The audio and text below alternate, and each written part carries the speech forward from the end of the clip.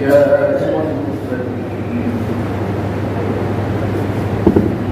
وعلى آله وصحبه أجمعين المكرمين.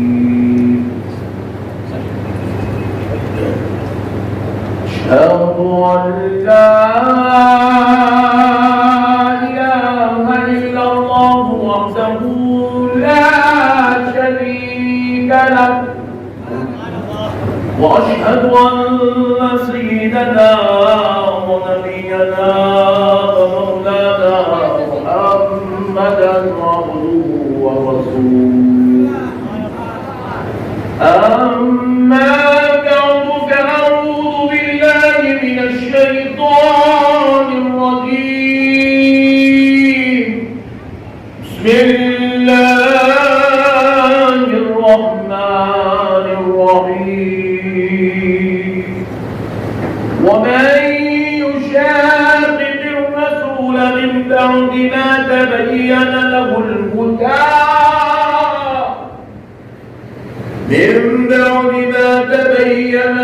الهدى ويتبع غير سبيل المؤمنين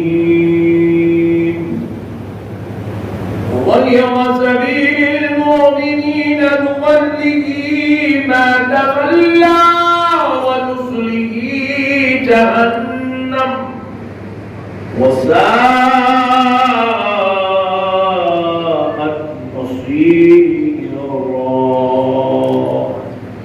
صدق الله العظيم وبلغنا رسوله النبي الكريم ونحن على ذلك لمن الشاهدين والشاكرين والحمد لله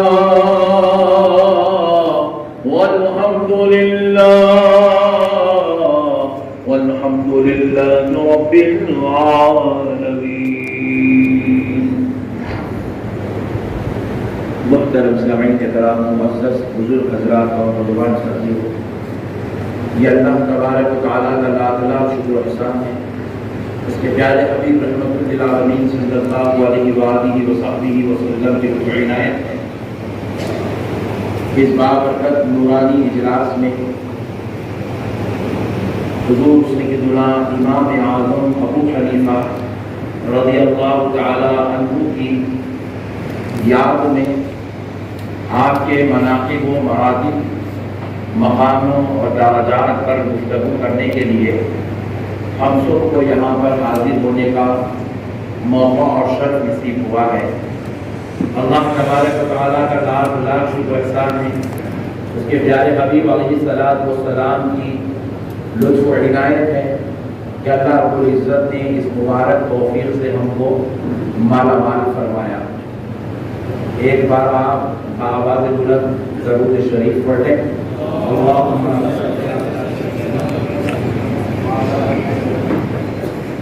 پھر ایک بار درود پاک پڑھ لیے. اللہم صلی علی سیدنا محمد وعلی آلہ وصحبہ افضل صلواتک وعدد ما کان. سلام علیک یا رسول اللہ، سلام و سلام علیک یا حبیب اللہ. میں ان سے پیر طریقت رہبر شریعت خاندان لاہوری کے چشم و چراغ حضرت شفیع پاشا قادری صاحب قبلہ لاہوری کا دل کی گہرائیوں سے شکر اس انتہائی بابرکت موضوع پر خطاب کرنے کے لیے مجھ ناچیز کو مدعو کیا. اور آج کی جو گفتگو ہے انشاءاللہ ہم کو سمجھنے کا موقع ملے گا کہ اللہ رب العزت نے ہمیں کس شان کا مالک بنایا ہے اور کیسے کیسے آقاؤں کے غلاموں میں پیدا فرمایا. حضرت امام اعظم ابو حنیفہ رحمۃ اللہ علیہ کو اگر کوئی شخص سمجھ جائے گا تو وہ زندگی بھر کبھی بدعقیدہ گمراہ نہیں ہوگا اور کبھی امام اعظم کی تقلید کو چھوڑ کے وہ غیر مخلد نہیں بنے گا. امام اعظم کو سمجھنے کی ضرورت ہے. اللہ رب العزت نے ہم کو کیسے امام کی اقتداء میں زندگی گزارنے کا موقع نصیب کیا. پیارے بزرگ اور دوستوں، میں دیگر مشائخین اعظام علماء کرام کی اسٹیج پر بیٹھے ہوئے ہیں. ان کے نورانی چہروں کی آپ زیارت کرتے ہیں اور میری گفتگو کو اگرچہ کہ آج کی گفتگو آپ کو نعرے لگانے کا موقع دے گی نہیں معلوم، مگر انشاءاللہ سمجھ میں ضرور آئے گی، آپ کو احساس بھی اس بات کا ہوگا کہ واقعی ہم کس کے غلام ہیں انشاءاللہ۔ اللہ رب العزت قرآن پاک میں ارشاد فرماتا ہے وَمَن يُشَاقِقِ الرَّسُولَ مِن بَعْدِ مَا تَبَيَّنَ لَهُ الْهُدَىٰ وَيَتَّبِعْ غَيْرَ سَبِيلِ الْمُؤْمِنِينَ، جو شخص رسول اللہ صلی اللہ تعالی علیہ وآلہ وسلم کی مخالفت کرتا ہے، اللہ اکبر، جو شخص رسول اللہ صلی اللہ علیہ وسلم کی خلاف ورزی کرتا ہے اور پھر اس کے بعد ہدایت کی راہ اس پر واضح ہو چکی ہو، کب مخالفت کرتا ہے جب اس کے اوپر ہدایت کی راہ واضح ہو چکی ہے، یعنی اللہ نے حضور کے ذریعے سے اس کو مکمل طور پر ہدایت عطا کرتی ہو، پھر اس کے بعد وہ حضور کے بتائے ہوئے راہ کو، طریقے کو چھوڑ دیتا ہے اور ایمان والوں سے الگ ہو جاتا ہے، وَيَتَّبِعُ غَيْرَ سَبِيلِ الْمُؤْمِنِينَ، ایمان والوں سے الگ طریقہ اختیار کر لیتا ہے، نئی راہ بنا لیتا ہے، نُوَلِّهِ مَا تَوَلَّى وَنُصْلِيهِ جَهَنَّمَ، اس گمراہی کی طرف اس کو پھیر دیں گے جدھر وہ پھر گیا اور پھر اس کو دوزخ میں ڈال دیں گے، وَسَاءَتْ مَصِيرًا، دوزخ وہ مقام ہے جہاں بہت برا ٹھکانہ ہے۔ تو پیارے بزرگ اور دوستو،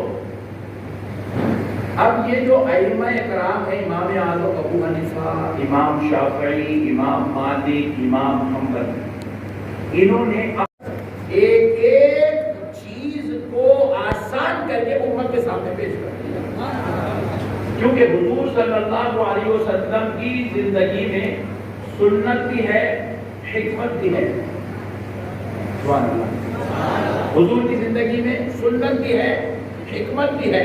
سنت کیا ہے، حکمت کیا ہے، فرض کیا ہے، واجب کیا ہے، ضروری کیا ہے، کیا نہیں کرنا چاہیے، جائز کیا ہے، حلال کیا ہے، حرام کیا ہے، مستحب کیا ہے، مباح کیا ہے، کیا کرنا چاہیے، کیا نہیں کرنا چاہیے، ساری چیزوں کو مکمل وضاحت کے ساتھ جس نے ایک ایک صفحہ بنا کر دے دیا ہے، اس ذات اقدس کا نام امام اعظم ابو حنیفہ، امام اعظم ابو حنیفہ ہے۔ پیارے بزرگ اور دوستو، یہاں پر میں ایک مسئلہ آپ سے عرض کر دیتا ہوں، یہ امام اعظم ابو حنیفہ کا کام کیا تھا، آپ کو پوری بات مکمل سمجھ میں آ جائے گی۔ دیکھیے، بعض لوگ کہتے ہیں کہ میں وہی کام کروں گا جو حدیث میں ہے، کیا کہتے ہیں، میں وہی کام کروں گا جو حدیث میں ہے۔ ذرا مائک والے بھائی تھوڑا آواز میری طرف بھی کر دیجیے، کچھ میرے کو بھی سننے میں سنے نہیں آ رہا، تھوڑا اس کو ذرا ادھر پھیلاتے تو پھیلا دیجیے۔ تو اب دیکھیے، نہیں آواز تھوڑا خطرناک ہے، آواز مسئلے کو سمجھیے گا۔ میں آپ کو ایک بہت پیاری بات عرض کر رہا ہوں، آپ کو سمجھ میں آئے گا۔ بعض لوگ کہتے ہیں کہ ہم وہی کام کریں گے جو حدیث میں ہے، وہی کام کریں گے جو سے بولیے، نہیں کیا بولتے بولو، جو وہی کام کریں گے جو، کیونکہ یہ اتنا جو ہے علمی ٹاپک ہے، تو آپ مجھے کنسنٹریٹ کریں گے تو میں انشاءاللہ تعالیٰ آپ کو ایسے ایسے موتیاں آپ کی خدمت میں پیش کروں گا کہ آپ کا ایمان تازہ ہو جائے گا انشاءاللہ۔ تو بعض لوگ کہتے ہیں وہی کام کریں گے جو حدیث میں ہے، تو اب دیکھیے، میں ان سے پوچھنا چاہتا ہوں، ویری گڈ، آپ وہی کریے گا جو حدیث میں ہے، لیکن ایک ہی حدیث کی کتاب کے اندر وضو کا ایک مسئلہ یہ ہے کہ حضور نے 3 مرتبہ ہاتھ دھوئے، وضو میں کتنے مرتبہ؟ 3 مرتبہ کلی کرے، 3 مرتبہ ناک میں پانی چڑھائے، 3 مرتبہ چہرہ دھوئے، 3 مرتبہ ہاتھ دھوئے، سر کا مسح کرے، پھر 3 مرتبہ پیر دھوئے۔ یہ ہوا ایک وضو کا طریقہ۔ پھر اسی کتاب کے اندر اور ایک طریقہ یہ ہے، حضور 2 مرتبہ ہاتھ دھوئے، 2 مرتبہ کلی کرے، 2 مرتبہ ناک میں پانی چڑھائے، ایسا وضو کرے۔ پھر اب اسی کتاب کے اندر یہ بھی طریقہ حدیث میں لکھا ہوا ہے کہ حضور ایک ہی مرتبہ ہاتھ دھوئے، 1 مرتبہ کلی کرے، 1 مرتبہ ناک میں پانی چڑھائے، 1 ہی مرتبہ چہرہ دھوئے۔ اب حدیث میں یہ 3 طریقے کا وضو ہے، 3 طریقے کا وضو ہے۔ ایک روایت میں ہے کہ نبی پاک صلی اللہ علیہ وسلم ہاتھ اٹھائے، کانوں کی لو تک چھوئے اور اس کے بعد ناک کے نیچے باندھ دیے۔ پھر اسی حدیث کی کتاب میں اور ایک طریقہ یہ بھی ہے کہ کہ نبی پاک علیہ السلام جو ہے سینے پہ ہاتھ نہیں باندھے، بلکہ آپ سینے اور پیٹ کے بیچ میں ایک روایت میں آیا کہ رسول اللہ ہاتھ اٹھائے، کانوں کو نہیں چھوئے، کندھوں تک ہاتھ اٹھائے اور اس کے بعد سیدھا چھوڑ دیے. نماز میں حضور ایسے ٹھہرے رہے، ہاتھ باندھے تھے، ایسے چھوڑ کے کھڑے رہے. یہ تینوں طریقے بھی ایک حدیث میں، اور تینوں حدیث بھی اوتھینٹک ہے. ایک حدیث میں رسول اللہ صلی اللہ علیہ وسلم جب غیر المغضوب علیہم ولا الضالین پڑھتے تھے تو پیچھے سے صحابہ اکرام آمین کی آواز صدائے بلند کرتے تھے. پھر ایک حدیث میں ہے کہ رسول پاک علیہ السلام صحابہ اکرام کے پاس آپ نے ان کو جو ہے نماز کا طریقہ سکھایا تو اس میں آمین بولنے کا طریقہ ان کو نہیں سکھایا، تو صحابہ آمین غیر المغضوب علیہم ولا الضالین سن کر آمین نہیں کہتے تھے. بات سمجھ رہے ہیں آپ؟ ایک حدیث میں ہے کہ آمین کہتے تھے سورہ فاتحہ کے اختتام پر نماز میں، دوسری حدیث میں ہے کہ آمین من میں آہستہ کہتے تھے. اب آپ غور کیجئے گا کہ اب یہ حدیث میں ہے، یہ بھی حدیث میں ہے، یہ بھی حدیث میں ہے، یہ بھی حدیث میں ہے، عمل کس پہ کرنا؟ اگر کوئی بھی ایک حدیث پکڑ کے چل سکتے ہیں ایسا تو نہیں ہے نا میں فجر میں جو ہے 1 مرتبہ ہاتھ دھوں گا، عشاء میں وضو کروں گا تو 3 مرتبہ ہاتھ دھوں گا، پھر تہجد میں کروں گا تو اب پھر ٹینشن میں آ جاؤں گا، اب کون سا کروں گا. ایسا تو مسئلہ نہیں ہے. مسئلہ یہ ہے کہ آپ کو ایک حدیث پکڑ کے چلنا ہے تاکہ آپ راہ ہدایت، راہ نجات پائیں. اب امام بخاری کو اٹھا کے دیکھیے، بخاری شریف کے اندر جو رسول اللہ صلی اللہ علیہ وسلم کے پیشاب کرنے کی جو حدیث کو، وہ حدیث بیٹھ کر پیشاب کرنے کی نہیں ہے. سبحان اللہ. بخاری میں بیٹھ کر پیشاب کرنے والی حدیث خدا کی قسم نہیں ہے. بخاری شریف میں حدیث ہے کھڑے ہو کر پیشاب کرنے کی ہے. بعض لوگ کہتے ہیں جو بخاری میں اسی پہ عمل کروں گا، تو میں اس کو پوچھا تو ٹھہر کے کرتا بیٹھ کے کرتا؟ Point to be noted. مسئلے کو سمجھیے گا. بخاری شریف کے اندر حدیث ہے بیٹھ کے پیشاب کرنے کی نہیں، کھڑے ہو کر پیشاب کرنے کی ہے. تو کیا کریں گے آپ؟ کس طریقے سے آپ حدیث پر عمل کریں گے؟ آپ بتائیے کون سی حدیث پہ عمل کرنا، کون سی حدیث پہ عمل نہیں کرنا. اب پھر رسول پاک صلی اللہ علیہ وسلم کے حیات طیبہ کو لے لیجیے. رسول پاک علیہ السلام کے حیات طیبہ میں باضابطہ طور پر تراویح کی جماعت کا اہتمام نہیں ہوتا تھا. تراویح کی جماعت کا اہتمام باضابطہ طور پر رسول اللہ کے زمانے میں نہیں ہوتا تھا. بعض روایات میں آیا کہ حضور صلی اللہ علیہ وسلم نے 2 دن یا 3 دن تراویح کو بجماعت اہتمام کیا. اس کا حضور نے کہا کہ اگر میں اس کو مسلسل پڑھوں گا تو میری امت کے اوپر کہیں مشقت کا سبب نہ بن جائے، اس لیے حضور نے پھر اس کو روک دیا. تراویح کا اہتمام بجماعت باضابطہ طور پر نبی کے زمانے میں نہیں ہوا، حضرت ابوبکر کے زمانے میں بھی نہیں ہوا. حضرت عمر نے یہ جماعت کا سلسلہ شروع کیا. مگر آج پوری دنیا میں مکہ معظمہ میں لے لیجئے، مدینہ منورہ میں لے لیجئے، بیت المقدس میں لے لیجئے، پوری دنیا کے بڑے بڑے علم کے شہروں میں لے لیجئے، جامع مساجد میں لے لیجئے، مدارس میں لے لیجئے، خانقاہوں میں لے لیجئے، علاقوں میں لے لیجئے، آج پوری دنیا کے اندر تراویح بجماعت ہوتی ہے. اب پیارے بزرگوں دوستو، مسئلہ ایک ہے، عمل ایک ہو رہا ہے. تو اب آپ کو غور کرنا ہوگا پھر اب ہم کریں گے کیا، کس طریقے سے ہم کریں گے. تو اللہ تعالیٰ نے کیا کیا، نبی پاک علیہ السلام جو ہے پردہ فرمائے. حضور پاک علیہ السلام پردہ فرمائے 13 ہجری میں. کب پردہ فرمائے؟ 13 ہجری میں حضور پردہ فرمائے. 80 ہجری میں اللہ نے امام اعظم کو پیدا کیا. کتنی ہجری میں؟ زور سے بولیے. 80 ہجری میں. 80 ہجری میں پیدا ہونے والے امام اعظم تابعی ہیں. آپ کو صحابہ سے ملاقات کا شرف نصیب ہوا. آپ صحابہ اکرام سے ملاقات کیے. حضرت امام اعظم ابو حنیفہ رحمۃ اللہ علیہ تابعی ہیں، اور امام اعظم ابو حنیفہ رحمۃ اللہ علیہ جب آپ پیدا ہوئے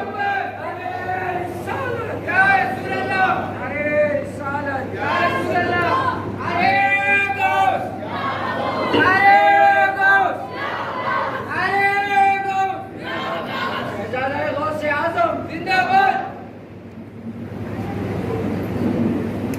ایک بار درود پاک پڑھ دیجیے. اللهم صل على سيدنا محمد وعلى اله وصحبه افضل الصلوات وعدد معلوماتك وبارك وسلم صلاة وسلام عليك يا رسول الله صلى الله عليه وسلم. تو حضرت سیدنا امام اعظم ابو حنیفہ رحمۃ اللہ علیہ 80 ہجری میں پیدا ہوئے اور آپ دیکھیے کیا ہوا. تو اس کے بعد حضرت امام اعظم ابو حنیفہ رحمۃ اللہ تعالی علیہ نے چند سالوں بعد آپ نے ایک خواب دیکھا. حضرت امام اعظم ابو حنیفہ خواب دیکھتے ہیں کہ وہ رسول اللہ صلی اللہ علیہ وآلہ وسلم کی مزار اقدس کو کھود رہے ہیں. خواب میں حضور کی مزار اقدس کو کھود رہے ہیں.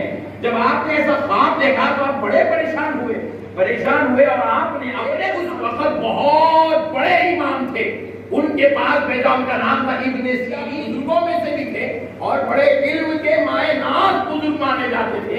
آپ کی بارگاہ میں بھیجایا ابن سیرین کے پاس, بھیج کر پوچھا کہ اس کی تعبیر کیا ہو سکتی ہے. تو امام اعظم نے جب خواب دیکھا, خادم کو بھیجا رہے ہیں کہ اس کی تعبیر کیا ہے بیان کریں, تو ابن سیرین پر نے فرمایا کہ یہ جس نے خواب دیکھا ہے والا اس حد تک علم کو واضح اور روشن کرے گا کہ اللہ نام لے گا کہ نہ اس سے پہلے وہ کام کسی نے کیا ہوگا, نہ اس کے بعد قیامت تک کوئی ایسا کام کرنے والا ہوگا. یہ خواب کی تعبیر بیان کی ابن سیرین. فرماتے ہیں نہ ان سے پہلے کوئی ایسا کام کیا ہوگا, نہ ان کے بعد صبح قیامت تک کوئی ایسا کام کرے گا. یہ خواب کی تعبیر ابن سیرین نے بیان کیا. میرے پیارے بزرگوں اور دوستو, یہ ہے امام اعظم ابو حنیفہ جن کی شان ہے. اب آپ ذرا غور کر کے دیکھیں, ابن حضرت سیدنا امام اعظم ابو حنیفہ رحمۃ اللہ تعالی علیہ کو اللہ نے کس لیے پیدا کیا؟ محدث ہے. ایک ہوتے ہیں محدث جن کا کام ہے حدیث جمع کرنا, جمع کرنا. وہ یہ دیکھتے ہیں حدیث امام بخاری ہے, ان کو حدیث جو بیان کر رہے ہیں وہ یہ غور کرتے مجھے بیان کرنے والا کیسا ہے, متقی ہے نہیں ہے, پرہیزگار ہے نہیں ہے, سچا ہے نہیں ہے, اچھا ہے نہیں ہے, اس کے اخلاق کیسے ہے, اس کا کردار کیسا ہے, اس کا تقویٰ کیسا ہے, اس کی پرہیزگاری کیسی ہے, اس کی دیانت کیسی ہے, اس کا علم کیسا ہے, اس کا تعلق کیسا ہے, اس کی صحبت کیسی ہے. یہ ساری چیزوں کو محدث کھنگالتا ہے. حدیث لینے کے بعد کھنگال کر جب محسوس کرتا ہے کہ یہ سب بہت اچھا ہے تو اس کی دی ہوئی حدیث کو اپنی کتاب میں درج کرتا ہے اور پھر اپنے کو دینے والے کو نہیں کھنگالتا, اس پر ہی تحقیق نہیں کرتا. یہ دیکھتے ہیں کہ مجھے تو انہوں نے دیا, یہ تو بڑے مضبوط ہے, ان کو کس نے دیا؟ بولے فلاں راوی نے دیا. وہ راوی کیا ہے؟ ان کی تحقیق ہوتی ہے. پھر ان کو کس نے دیا؟ فلاں راوی نے دیا. ان کا شان کیا ہے؟ پھر اس کی تحقیق ہوتی ہے. پھر ان کو کس نے دیا؟ فلاں راوی نے دیا. ان کی شان اور عظمت کیا ہے؟ اس پر تحقیق ہوتی ہے. پھر ان کو کس نے دیا؟ پتہ چلا رسول اکرم صلی اللہ علیہ وسلم. تو وہ اس طریقے سے راویوں کی یہ جو لڑی ہے اس کو کہتے ہیں سند. کیا کہتے ہیں بولیے, زور سے بولیے اور زور سے بولیے, سند. ایک مسئلہ سمجھا دیتا ہوں, ذہن میں رکھ لیجیے. یہ جو بازو والے بولتے ہیں وہ ضعیف حدیث ہے بولتے نہیں. حدیث کبھی بھی ضعیف نہیں ہوتی, کبھی بھی حدیث ضعیف نہیں ہوتی. حدیث تو خدا کی قسم اپنی جگہ مسلم ہے. حدیث نہ ضعیف ہوتی ہے نہ جوان ہوتی ہے, حدیث تو حدیث ہوتی ہے. پھر بولے یہ کیا ہے کہ ضعیف حدیث نہیں, حدیث کو پہنچانے والے جو راوی ہیں, رسول اللہ سے فلاں صحابی نے سنا, صحابی سے فلاں تابعی نے سنا, تابعی سے فلاں نے سنا, فلاں سے تبع تابعی نے سنا, تبع تابعی نے ان سے سنا, انہوں نے آگے امام بخاری کو بیان کیا. یہ جو فلاں فلاں فلاں فلاں جو آ رہا ہے اس کو کہتے ہیں سند. یہ سند میں اگر کوئی راوی حدیث پہنچانے والا کمزور عقل کا ہوتا ہے یا اس کی زبان پر حدیث لینے والے امام کو اعتبار نہیں ہوتا تو وہ حدیث کو لکھتے ہیں یہ حدیث ضعیف ہے. یہ راویوں کی وجہ سے حدیث کو ضعیف کہا جاتا ہے, ورنہ حدیث کوئی ضعیف نہیں ہوتی. تو پیارے بزرگوں اور دوستو یاد رکھیے گا, اس کو کہتے ہیں روایت. یہ جو ان سے چلی آ رہی ہے اس کو کہتے ہیں روایت, اور اس میں بیان کرنے والوں کو یہ حدیث کی سند کہتے ہیں. تو اب ذرا غور کیجیے گا, امام بخاری کا کام ہے حدیث لینا. اچھی لکھی روایات پوری راوی پورے صحیح ہیں، سند پوری زبردست ہے، امام بخاری نے اس کو بخاری کا درج کر دیا. لیکن حدیث آئی، راویوں میں کوئی اختلاف رہا، راوی پر بات امام بخاری کو سمجھ میں نہیں آئی، وہ راوی پر ان کو اختلاف تھا، وہ راوی کی وہ بات تحقیق میں امام بخاری کی نظر میں وہ راوی کذب کی طرف تھا، یا ذہن اس کا کمزور تھا، یا اس کا تقویٰ اچھا نہیں تھا، یا اس کا تعلق بالرسول مضبوط نہیں تھا، یا اس کا علم سے شغف اچھا نہیں تھا، تو امام بخاری ایسے شخص کی حدیث ہرگز نہیں لیتے تھے اور نہیں کرتے. تو محدث کا کام ہے حدیث کی سند کو کھنگالنا، راوی پہ بحث کرنا، یہ محدث کا کام ہے. اب سنیے، امام اعظم فقیہ ہیں، امام اعظم صرف حدیث کی روایات کو دیکھنا نہیں ہے، صرف سند کو مضبوط کرنا نہیں ہے، حدیث کی روایات کو بھی دیکھنا، راویوں کو بھی دیکھنا، سند کو بھی دیکھنا، اخبار کو بھی دیکھنا، راویوں کی حیات پہ بھی نظر رکھنا، ان کے تقوی کو بھی دیکھنا، ان کی عبادات کو بھی دیکھنا، ان کی پرہیزگاریوں کو بھی دیکھنا، یہ بھی دیکھنا، پھر پرکھ کر یہ بھی دیکھنا رسول اللہ نے یہ قول فرمایا تو یہ وجہ کیا تھی. رسول اللہ نے وضو میں 3 بار ہاتھ دھویا تو وجہ کیا تھی، وضو میں 2 بار ہاتھ دھویا تو یہ کیا وجہ تھی، 1 بار ہاتھ دھویا تو یہ کیا وجہ تھی. رسول اللہ نے کانوں کی لو تک ہاتھ اٹھایا تو اس میں کیا مصلحت تھی، کندھے تک اٹھایا تو اس میں کیا حکمت تھی. رسول اللہ نے ناف کے نیچے ہاتھ باندھا تو اس میں کیا مصلحت تھی. رسول اللہ نے سینے اور پیٹ کے بیچ میں ہاتھ باندھا، اس میں کیا حکمت تھی. ایک ایک چیز کو، حقیقت کو، اس کی جڑ تک پہنچ کر حکمت اور سنت دونوں کے درمیان فرق کرنا کہ رسول اللہ کی سنت کیا ہے، حکمت کیا ہے، وضاحت کر کے امت کے بیچ میں لا کر کہنا لوگوں یہ حکمت ہے، یہ سنت ہے، اس پہ عمل کیا جائے گا، اس پہ عمل نہیں کیا جائے گا. یہ وضاحت کرنے کا نام فقیہ ہے.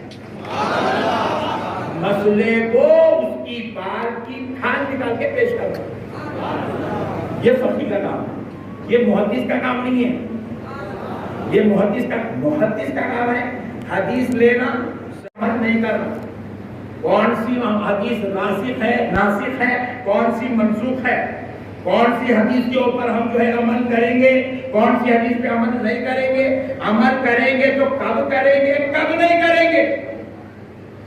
ایک ایک چیز کا مسئلہ بیان کرنے کا کام فقیہ کا ہے. اور اللہ نے اس امت کے لیے 4 فقہا کو پیدا کیا. فقہا تو ہزاروں لاکھوں ہیں مگر سب ان 4 کے تابعدار ہیں. 4 بڑے امام ہیں جن میں سب سے بڑے افضل و اعلیٰ درجے کے امام اعظم ابو حنیفہ، پھر امام شافعی، امام مالک، امام احمد بن حنبل، یہ 4 ہیں. اب باقی کے جتنے ہیں سب ان کے شاگرد ہیں، سب ان کے غلام ہیں، سب ان کے تابعدار ہیں، سب ان کے خدمت گزار ہیں. پورے دن کا یہ 4 مسالک کو ہی سپورٹ کرنے والے ہیں. اب آئیے پیارے دوستوں، مسئلے کو اور تھوڑا ڈیپ لے جاتا ہوں تاکہ بات آپ کے پورا مکمل ذہن میں اتر جائے. دیکھو رسول معظم صلی اللہ علیہ وسلم کی جب آپ احادیث پڑھیں گے تو ایک حدیث ملتی ہے کہ رسول پاک علیہ السلام کے زمانے میں عورتیں بھی مسجد کو آتی تھی. سبحان اللہ. لیکن اب ہم لوگ نہیں جاتے. بعض لوگ حدیث پڑھ کے کیا کر رہے ہیں، اپنے خواتین کو مسجد کو لے جا رہے ہیں، خواتین کو مسجد کو لے کے جا رہے ہیں، خواتین مسجد کو بھی جا رہے ہیں ان کے ساتھ. ہمارے ائمہ علماء نے کہا یہ تم لوگ غلط کام کر رہے ہو، عورتوں کو مسجد کو مت لے کے جاؤ، یہ صحیح طریقہ نہیں ہے. تو لوگ بولے حضرت حدیث میں ہے، حدیث ہے بھائی رسول اللہ کے زمانے میں باضابطہ طور پہ پہلے مردوں کی صفیں بنتی تھی، پھر اس کے بعد بچوں کی صفیں بنتی تھی، پھر اس کے بعد عورتوں کی صفیں بنتی تھی. عورتیں آ کے مسجد میں کھڑے ہو کے نماز پڑھتی تھی.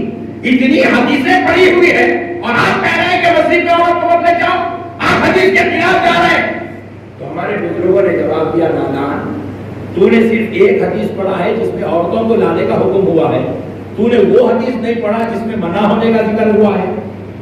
تو پھر اس کو بتائے کہ بھائی یہ حدیث ہے، اس میں رسول اللہ نے کہا کہ عورت کے لیے سب سے بہترین جگہ ہے نماز پڑھنے کے لیے مسجد، سب سے بہترین جگہ ہے، مگر اس سے بہترین جگہ ہے اس کے گھر کا آنگن، اس سے بہترین جگہ ہے اس کے گھر کا دالان، اس سے بہترین جگہ ہے اس کے گھر کا وہ کمرہ جس میں وہ رات گزارتی ہے. مسجد سے بہتر ہے فرمائے سرکار عورت کے لیے اس کے گھر کا کمرہ. جب یہ حدیث بتائے تو وہ بیچارہ پریشان ہو گیا.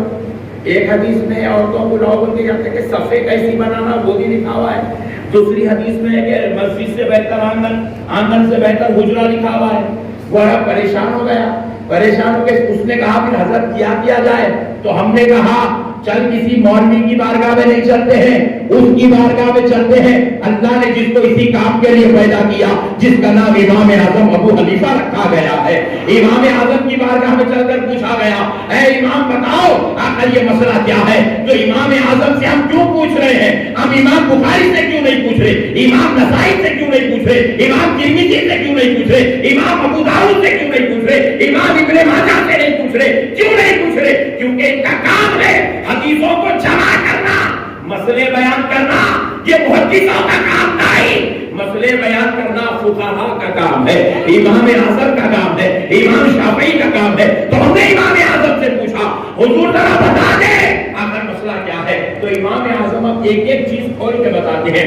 دیکھو عورتوں کو مسجد کو لانے کا جو حکم ہے حدیث پاک میں وہ اپنی جگہ حق ہے، مگر پہلے غور کرو حضور نے مسجدوں کو لانے کا حکم کیوں دیا تھا؟ کیوں دیا تھا؟ کیا سچویشن تھا اس وقت، کیا حالات تھے؟ تو امام اعظم نے اس کو بیان کیا. فرماتے ہیں رسول اللہ صلی اللہ علیہ وسلم کے صحابہ جب نماز فرض ہوئی تو اپنے گھروں سے نکل کے مسجدوں کو آنے لگے نماز پڑھنے کے لیے. جب صحابہ کی تعداد بہت تھوڑی تھی، بہت تھوڑی تھی تعداد، تو جب پورے کے پورے صحابہ مسجد میں آگے نماز پڑھ رہے ہیں، ادھر خواتین گھروں میں اکیلی ہیں، جوان بیٹیاں اکیلی ہیں، بوڑھی مائیں اکیلی ہیں، صحابہ کی ازواج تنہا ہیں. ایسے وقت میں منافقین، یہودی، عیسائی ان کے گھروں میں گھس کر عورتوں کے ساتھ بدسلوکی کرنے لگے، بدسلوکی کرنے لگے. جب یہ نماز پڑھ کے گھر گئے تو کسی کی بیٹی رو رو کر داستان سنا رہی ہے، ایک بدبخت آیا ایسے جو ہے ہمارے ساتھ ذلیل حرکت کر کے گیا. ایک بڑھیا سنا رہی ہے بیٹا وہ آیا میرے ساتھ جو اتنی طریقے سے بدسلوکی کیا. صحابہ اکرام پریشان ہوئے، جا کے رسول اللہ کی خدمت کا عرض کرنے لگے یا رسول اللہ آپ پر ہمارے ماں باپ کو ناسا، ہماری تعداد بہت چھوٹی ہے، ہم لوگ مسجدوں کو آ جاتے ہیں، ادھر یہود و نصارہ ہماری گھروں میں گھس کر ہماری عورتوں کے ساتھ بدسلوکی کرتے ہیں، ان کو ستاتے ہیں، ظلم و اذیت دیتے ہیں. تو نبی مکرم صلی اللہ علیہ وسلم نے کہا صحابیوں کل سے جب مسجد کو آ جاؤ تو اپنے ساتھ اپنی عورتوں کو بھی ڈالو، اپنے ساتھ اپنی عورتوں کو بھی لاؤ. جب عورتوں کو بھی لا لیا گیا تو یہ فتنہ ختم ہو گیا. عورتوں کے اوپر جو عورتوں کے ساتھ جو شرارت ہو رہی تھی وہ فتنہ ختم ہوا، کیونکہ صحابہ بھی نماز کو آنے لگے، صحابیات بھی نماز کو آنے لگی. صحابہ کے گھر کی عورتیں، بچیاں، بڑھیاں سوچنے کے بعد مسجد میں تھے، صحابہ جاتے تو ان کے ساتھ ان کی عورتیں گھروں کو واپس چلے جاتی. مگر پیارے بزرگوں اور دوستوں سنو غور سے، جب صحابہ کرام کی تعداد بڑی ہو گئی، مکمل شہر مدینہ آباد ہو گیا، وہاں پر اب مسلمانوں کا غلبہ ہو گیا، تو اب نبی پاک علیہ السلام نے کہا حکمت و مصلحت کی کہ تمہیں مسجدوں کی طرف بلایا ہے، یہ بہتر ہے کہ تم مسجدوں کو آنے کے بجائے اپنے گھروں میں نماز ادا کرو، اپنے گھروں میں نماز ادا کرو. محدث کا کام ہے حدیث جمع کرنا، فقیہ کا کام ہے سارے مسائل کو کھول کے بیان کرنا، یہ حالات کو بیان کرنا، سچویشنز میں روشنی ڈالنا، اس کے تقاضے کو بیان کرنا. تو حضرت امام اعظم ابو حنیفہ نے لوگوں سے کہا لوگوں عورتیں مسجدوں کو جانے والی حدیث ضرور ہے، مگر وہ عمل سنت والا عمل نہیں ہے. سنت اس کو کہتے جو ہمیشہ ہمیشہ ہمیشہ چلتا رہے. حضرت امام اعظم نے کہا وہ سنت نہیں تھی، حکمت تھی، حکمت کیا حکمت تھی؟ عورتوں کو اس لیے مسجد کو بلایا گیا تاکہ وہ یہود و نصارا کے، جب وہ شر کا مسئلہ ختم ہو گیا تو پھر عورتوں کو واپس ان کے گھروں میں نماز پڑھنے کا حکم دے دیا گیا۔ اب اگر کوئی ہے لے کے چل تیری مرضی، دیوانی قوم ہے، بات سمجھ رہے ہیں؟ اب دیکھیے دوسرا مسئلہ بیان کر رہا ہوں۔ اللہ کا شکر ہے ہم لوگ سنت پہ عمل کرنے والے ہیں، اور سنت کیا ہے؟ عورتوں کو گھر میں نماز پڑھانا۔ حکمت پہ ہم عمل نہیں کرتے، سنت پہ عمل کرتے۔ ہاں حکمت پہ ہم بھی عمل کریں گے کب؟ جب پھر وہی دور اگر لوٹ کے آ جائے، پھر کوئی ایسے مسلمان ہو جہاں پر ان کے 25-50 گھر ہو اور اطراف اپناف میں غیر مسلموں کے 4000-5000 گھر ہو، اور وہ لوگ ہماری عورتوں سے ظلم و زیادتی کر رہے ہو، تو پھر اب مسلمان کو ڈرنے کی ضرورت نہیں ہے۔ اب وہ آ جائے گا جس طرح مصطفیٰ نے حکمت والا مسئلہ بیان فرمایا، پھر وہ اپنی عورتوں کو اپنے ساتھ نماز لے جائے گا تاکہ ان کی عورتوں پر جو شرارت ہو رہی ہے وہ رک جائے۔ حکمت ہے۔ تو پیارے دوستو مسئلے کو سمجھو۔ دوسری چیز سنیے، بخاری شریف میں جو حدیث ہے، بخاری شریف میں جو حدیث ہے کھڑے ہو کر پیشاب کرنے، میں جو ابھی عرض کیا آپ سے، رسول پاک علیہ السلام کا عمل ہے، کھڑے ہو کر آپ نے پیشاب کیا۔ اب آپ بتائیے اتنے لوگ یہاں بیٹھے ہیں، کھڑے ہو کے کوئی کرتے نہیں کرتے؟ کیوں نہیں کرتے؟ کیونکہ بخاری میں جو حدیث ہے کھڑے ہو کر کرنے کی وہ حکمت ہے، وہ ایک سچویشن تھا، وہ ایک ایسا وقت تھا، وہ ایک ایسے حالات تھے، رسول اللہ صلی اللہ علیہ وسلم نے کھڑے ہو کر پیشاب کیا۔ مگر امام بخاری کو جنہوں نے بیان کیا وہ سند بڑی مضبوط ہے، وہ راوی بڑے ایتھنٹک ہے۔ امام بخاری کی نظر میں وہ جلیل القدر اصحاب و تابعی ہیں، وہ جلیل القدر راوی ہیں، تو امام بخاری نے راویوں کی حدیث لی، بخاری نے لکھ دی۔ امام بخاری کا کام نہیں ہے وہ حضور کھڑے ہو کر کیوں پیشاب فرمائے، اس پر بحث امام بخاری نہیں کریں گے، اس پر بحث حضرت سیدنا امام اعظم ابو حنیفہ کریں گے۔ اب امام اعظم سے پوچھتے سرکار بخاری میں تو حدیث آئی ہے کہ کھڑے ہو کر پیشاب کرنے کی اور دیگر احادیث میں بیٹھ کر پیشاب کرنے کی ہے، اب عمل کس پہ کیا جائے؟ تو حضرت امام اعظم ابو حنیفہ بیان کرتے ہیں، لوگوں سنو، رسول اللہ صلی اللہ علیہ وسلم نے جب کھڑے ہو کر پیشاب کیا اس وقت کا سچویشن یہ تھا، حالات یہ تھے۔ کیا حالات تھے؟ امام اعظم بیان کر رہے ہیں۔ حالات یہ تھے کہ رسول اللہ صلی اللہ علیہ وسلم سے پہلے علی ہوئے، علی بیمار ہوئے، آپ پر جو ہے طبیعت کی ناسازی کا وقت گزرا، تو اتنی طبیعت آپ کی خراب ہوئی، اتنے علی ہوئے، اتنے بیمار ہوئے کہ حضور جب ضرورت کو جانا چاہے پیشاب کے لیے تو اپنے صحابہ کو آواز دی، صحابہ کرام تشریف لائے تو حضور پر ہاتھ ڈالے، صحابہ حضور کو ایسے پکڑ کے لے جا رہے۔ راوی بیان کرتے ہیں کہ ربی پاک علیہ السلام کے پیر کے انگوٹھے زمین پہ گھسیٹتے ہوئے جا رہے ہیں، یعنی کہ حضور اتنے کمزور ہوئے تھے، ضعیف ہوئے تھے کہ پیر اٹھا کر بھی حضور رکھ نہیں سکتے تھے، اتنی حضرت رسول اللہ پر حرارت تھی۔ صحابہ لے گئے حضور کو صورت خانے میں چھوڑے، تو نبی پاک علیہ السلام نے دیوار کو ٹیک لگائے اور ایک بار یا دو بار حضور نے ایسے کیا، کھڑے ہو کر آپ نے ضرورت فرمائی۔ راوی یہ صحابی دیکھ لیے، صحابی تابعی کو بولے، تابعی تبع تابعی کو بولے، تبع تابعی بار بار کو بولے، بار بار امام بخاری کو بولے، سند اچھی تھی، راوی ایتھنٹک تھے، امام بخاری حدیث کو بخاری میں درج کر دیے۔ حالات بیان کرنا امام بخاری کا کام نہیں ہے، حالات بیان کرنا امام اعظم کا کام ہے، یہ ہے۔ اب سنیے، یہ جو عمل ہے یہ سنت نہیں ہے، حکمت ہے۔ کیا ہے یہ؟ حکمت ہے۔ کیا حکمت ہے اس کے اندر؟ میں آپ کو عرض کرتا ہوں جو فقہا نے بیان کی۔ فرماتے اگر رسول اللہ صلی اللہ علیہ وسلم اتنی حالت کے دور میں اگر بیٹھ جاتے ضرورت کے لیے تو قیامت تک آنے والے سارے بوڑھوں، بیماروں، ضعیفوں، کمزوروں ہر حال میں ان کو بیٹھنا پڑتا۔ نبی نے کہا میں آج ایک بات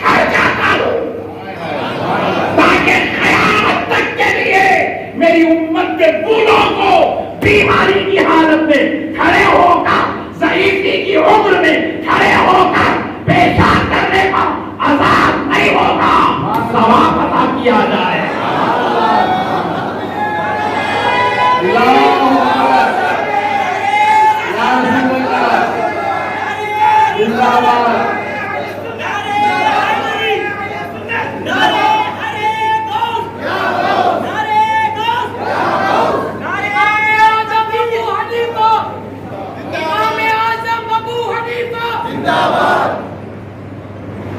یہ ہے مسئلہ، یہ امام اعظم ابو حنیفہ رحمۃ اللہ تعالی علیہ نے دنیا والوں کو بتایا حقیقت کیا ہے۔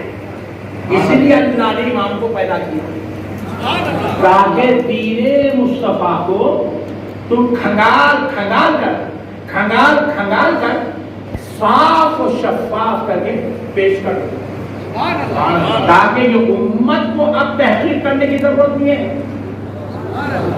ہم کو مخلد کہتے، ہم کو بولیے مخلد، جو سے بولیے اس کے مخلد ہیں ہم امام اعظم ابو حنیفہ کے۔ مخلد کیوں بولتے ہیں؟ مخلد اس لیے بولتے ہیں کیونکہ ہم نے ایک ذات پر مکمل بھروسہ کر لیا، اب ہم کو کسی مسئلے میں تحقیق کرنے کی ضرورت، ہم نے جس پہ بھروسہ کیا اس نے ایسی تحقیق کی کہ اب اس کے جیسا تحقیق کرنے والا اس زمین پر پیدا قیامت تک نہیں ہو سکتا، اور اس ذات کا نام امام اعظم ابو حنیفہ ہے۔ سبحان اللہ، سبحان اللہ۔ رفع یدین، اور ایک مسئلہ سنا دیتا ہوں، پورے مسئلے انشاءاللہ تعالیٰ آپ کو سمجھ میں آ جائیں گے۔ رفع یدین، اللہ اکبر، اللہ اکبر، پھر رکوع سے اٹھا اللہ اکبر، رفع یدین، یدین کہتے ہیں دو ہاتھ، رفع کہتے ہیں اٹھانا، دو ہاتھوں کو بار بار اٹھانا، اس کو کہتے ہیں رفع یدین۔ بازو والے کرتے رہتے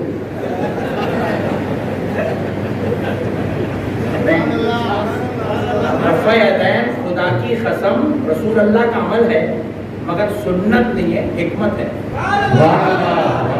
بولیے کیا ہے؟ حکمت ہے۔ کیا ہے؟ بولیے حکمت ہے۔ دیکھو ایک دور چلا اپنے پاس بھی، ماسکا لگا دیے تھے،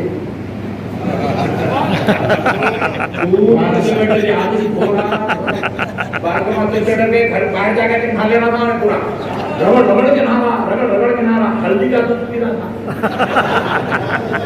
نہیں۔ اب کون ہلدی کا دودھ پی رہا تھا؟ اب ماسک کون لگا کے پھر ہاتھ اٹھاؤ؟ کبھی نے ایک گنا اس طرح بھی نہیں، گردن کو لگا، مسئلے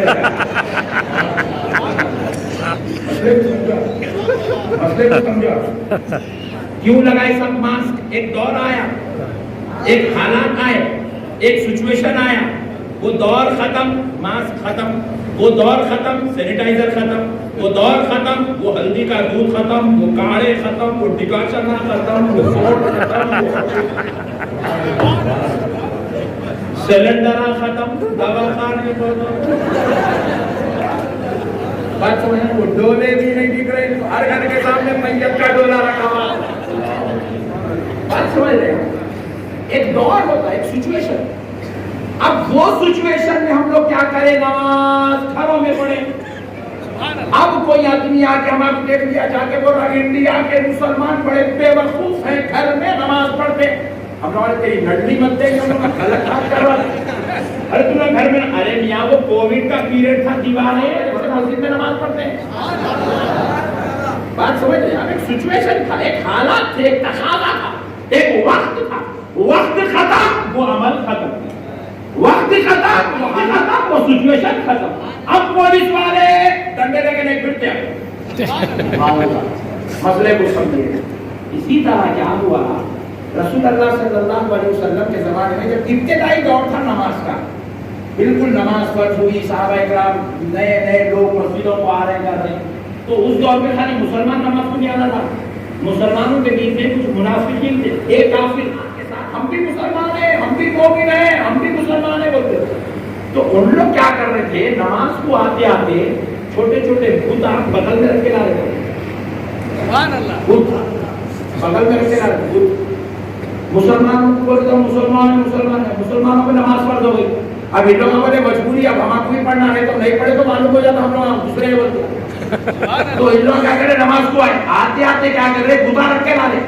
جیسے ہی سجدے میں ڈالے بت نکال رہا, سامنے رکھنا, سجدہ بت کو مارا. بت کو سجدہ مارا. مسلمان خدا کو سجدہ کر رہے کہ بدبخت منافق. تو صحابہ کرام محسوس ہوا ان لوگوں کو نئے نئے حرکتیں کر رہے. صحابہ تھوڑا لیٹ ہو گئے, بات نہیں دیکھے تو کیا انہیں بت کو رکھ کے سجدے کرنا. حضور کو بولے یا رسول اللہ, یہ لوگ عجیب و غریب حرکتیں کر رہے ہیں, نماز میں بتا لے کے آ رہے, لے کے آ کے سجدہ کرتے ہو تو سامنے رکھ کے اس کو سجدہ کر رہے. نبی پاک فرمائے کہاں رکھ رہے ہیں, بغل میں رکھ رہے ہیں یا رسول اللہ. ایسا نکال دی کیا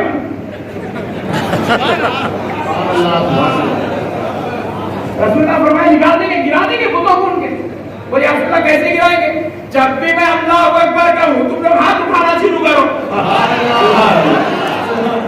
جب میں اللہ اکبر کہوں ہاتھ اٹھاؤ, جب میں اللہ اکبر کہوں ہاتھ اٹھاؤ. رکوع میں جانے سے پہلے ہاتھ اٹھاؤ, رکوع سے آگے ہاتھ اٹھاؤ, سجدے میں جاتے وقت ہاتھ اٹھاؤ. پہلی وقت گرے گا, نہیں گرا تو دوسری وقت گرے گا, نہیں گرا تو تیسری وقت گرے گا. جیسے ہی گرے گا سب سے نکل کے بھاگے گا.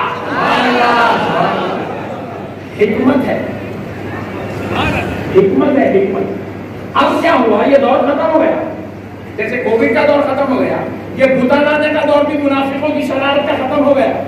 مگر بعض صحابہ جو دور دراز کے علاقے سے آئے تھے اس پیریڈ میں, انہوں نے دیکھا کہ نبی کے نماز پڑھنے کا طریقہ یہ ہے کہ بار بار نماز میں رفع یدین, دونوں ہاتھوں کو اٹھاتے ہیں. تو وہ صحابہ اپنے علاقوں میں جا کے ویسے ہی کرنے لگے, اس کو کنٹینیوشن میں لینے لگے, ہمیشہ ہمیشہ رفع یدین کرنے لگے. تو ہوا کیا, جب نبی ان کے پاس گئے ملاقات کے لیے, حالات کے لیے, تو نبی پاک نے دیکھا کہ صحابہ نماز میں رفع یدین کر رہے ہیں. صحیح مسلم کی حدیث ہے, صحابہ سے نبی نے کہا اے صحابیوں تم یہ جانوروں جیسی حرکتیں کیوں کر رہے ہو. اللہ بار بار نماز میں رفع یدین کر رہے, تو حضور فرمائے, صحیح مسلم کی حدیث ہے, صحابیوں نے جانوروں جیسی حرکتیں کیوں کر رہے ہو. اس کے بعد ان صحابہ نے بھی رفع یدین کرنا چھوڑ دیا. بات سمجھ میں آئی, نہیں آئی. ہاتھ نہیں اٹھانا سنت ہے, اور بار بار ہاتھ اٹھانا حکمت ہے. امام اعظم کا صدقہ ہے, ہم حکمت پہ عمل کرنے والے نہیں, سنت پہ عمل کرنے والے. امام اعظم کا صدقہ ہے. امام کو مانے تو نجات ہے, امام کو نہیں مانے تو مسئلے پورے ٹیڑھے, مسئلے پورے ٹیڑھے. اب دیکھو ایک چھوٹا مسئلہ بیان کر کے ختم کر دو. امام کو نہیں ماننے کا نقصان کیا ہے. امام اعظم ابو حنیفہ کے پاس اور دیگر ائمہ کرام کے پاس 3 مرتبہ اگر کوئی شخص طلاق بولا, ایک ہی وقت میں بول دیا, ایک ہی وقت میں ہو جاتا, طلاق طلاق طلاق ہو گئی, طلاق ہو گئی, طلاق. میں سمجھانے کے لیے بول رہا ہوں کہ تم لوگ ٹینشن میں آتے کہ یہ کیا کرتی ہے, سمجھانے کے لیے بول سکتے ہیں. مسئلے کو سمجھو. اگر کوئی شخص 3 مرتبہ طلاق بولا تو طلاق ہو گئی, ہو گئی, کیا ہوئی, سوچو بولو, طلاق ہو گئی. ان کے پاس ٹینشن ہے کیونکہ یہ امام اعظم کو نہیں مانتے, امام شافعی کو بھی نہیں مانتے, امام مالک کو بھی نہیں مانتے, امام حنبل کو بھی نہیں مانتے. بولتے ہم غیر مقلد ہیں. تو اللہ نے ان کے اوپر کیسے عذاب مسلط کیا دیکھیے آپ. ان کے پاس کیا ہے, اگر کوئی آدمی 3 طلاق ایک ہی وقت میں بولا, انہوں نے ایک ہی چھری بول رہے, سبحان اللہ, کیا بولے تو 3 بولے تو ایک, 3 بولے تو ایک بول رہے. تو ہمارے پاس 3 بول دیا تو 3 ہو گئی. 3 جیسے ہی بولا بیوی نکال کے خارج, سبحان اللہ. اس کے بعد اگر کوئی بھی بیوی سے ملتا ہے تو وہ حرام ہو گیا. गुनाह कबीरा हो गया, ईमान को छोड़ दिए, 3 तलाक बोल रही, गिन रही है, फिर साथ में रह रही, ईमान को छोड़े, हराम हो रहा, गुनाह हो रहा, गुनाह कबीरा हो रहा, अल्लाह अकबर कबीरा। जरा गौर करिएगा प्यारे हो, इन बुजुर्गों को छोड़ने से जिंदगियां बर्बाद हो जाती है, हालात तबाह हो जाती है। इसीलिए अल्लाह रब्बुल इज्जत ने कहा वयत्तबिउ गैरा सबीलिल मोमिनीन, और वो ईमान वालों के तरीके से अलग होकर नई राह बना लेते हैं, तो हम उनको गुमराही में ठगेंगे। अल्लाह को समझने की जरूरत है, मसलों को समझो मेरे प्यारे भाइयों। दीन समझदारी का नाम है, उल्लड़बाजी का नाम दीन नहीं है। मसले को समझिएगा। फिर अब उसके बाद देखिए हजरत सैयदना इमाम आजम अबू हनीफा रहमतुल्लाह अलैह के सदके जाइए। अब कौन है इमाम आजम, जरा आइए इस तरफ भी हम चलते हैं। पहले फकीह की शान सुन लीजिए। इमाम आजम का अमल आपको समझ में आया, मुहद्दिस और फकीह में क्या फर्क है आपको ये बात समझ में आई। तो अब आप ये बात भी समझ लीजिए, फरमाया करता है अगर इस कायनात में किसी इल्म पर आप फख्र कर सकते हैं, कोई बोल रहा है कि मैं इंजीनियर हूँ, फख्र कर मैं इंजीनियर हूँ, कोई बोल रहा है मैं डॉक्टर हूँ, तो इंजीनियर से ज्यादा फख्र करने का हक डॉक्टर को है, डॉक्टर से ज्यादा फख्र करने का हक जज को है, जज से ज्यादा फख्र करने का हक हाफिज कुरान को है। वो फख्र करे जजों पर, डॉक्टरों पर, इंजीनियरों पर कि अल्लाह ने इसके सीने में कुरान रखा है, और हाफिज कुरान आलिम दीन को है कि अल्लाह ने मुझे आलिम दीन बनाया है, और आलिम दीन पर फख्र करने का हक इस जमाने के सबसे बड़े इल्म वाले को है। वो फख्र करे कि अल्लाह ने मुझसे बड़ा आलिम इस जमीन पे पैदा नहीं किया, और वैसे हजार आलिम एक जगह जमा हो जाए, उन पर अगर किसी को फजीलत है तो खुदा की कसम वो एक फकीह को फजीलत है, वो फख्र करे कि अल्लाह ने मुझे फिक़्ह का इल्म अता फरमाया। और ये एक फकीह कायनात में सबसे ज्यादा अपने इल्म पर फख्र करने का हकदार है, फकीह को हक है, और सारी कायनात के इल्म फिक़्ह जानने वाला और मेरा इमाम आजम अबू हनीफा। अल्लाह ने इमाम आजम को इस शान का मालिक बनाया है। फरमाते हैं फिक़्ह से इससे बढ़कर फजीलत और क्या हो सकती है, फिक़्ह की इससे बढ़कर फजीलत और क्या हो सकती है, इससे बढ़कर फजीलत और क्या हो सकती है कि एक किताब है, मिसाल बता रहा हूं, ये किताब है, इसके अंदर जो है फिक़्ह के मसाइल लिखे हुए, फिक़्ह के मसाइल इस किताब के अंदर फिक़्ह के मसाइल लिखे हुए, तो ये किताब को देख लेना, ये किताब को देख लेना। बड़ी बात बता रहा हूं, सुनिएगा। बुजुर्गों ने जो कहा, हमारा जो कानून इस्लाम है वो समझा रहा हूं आपको। ये किताब के अंदर फिक़ही मसाइल लिखे हुए हैं, इस किताब को देख लेना नमाज़े तहज्जुद पढ़ने से ज्यादा अफजल है। नमाज़े तहज्जुद पढ़ने से ज्यादा अफजल है, जबकि नमाज़े तहज्जुद क़ुर्ब इलाही का जरिया है, तक़र्रुब इलाही का जरिया है।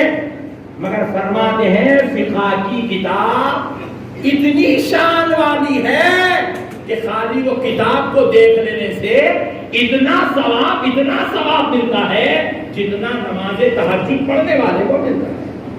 अल्लाह उससे बढ़ के सवाब मिलता है। मेरे प्यारे बुजुर्ग और दोस्तों, फिर उसके बाद आप जरा और गौर करें।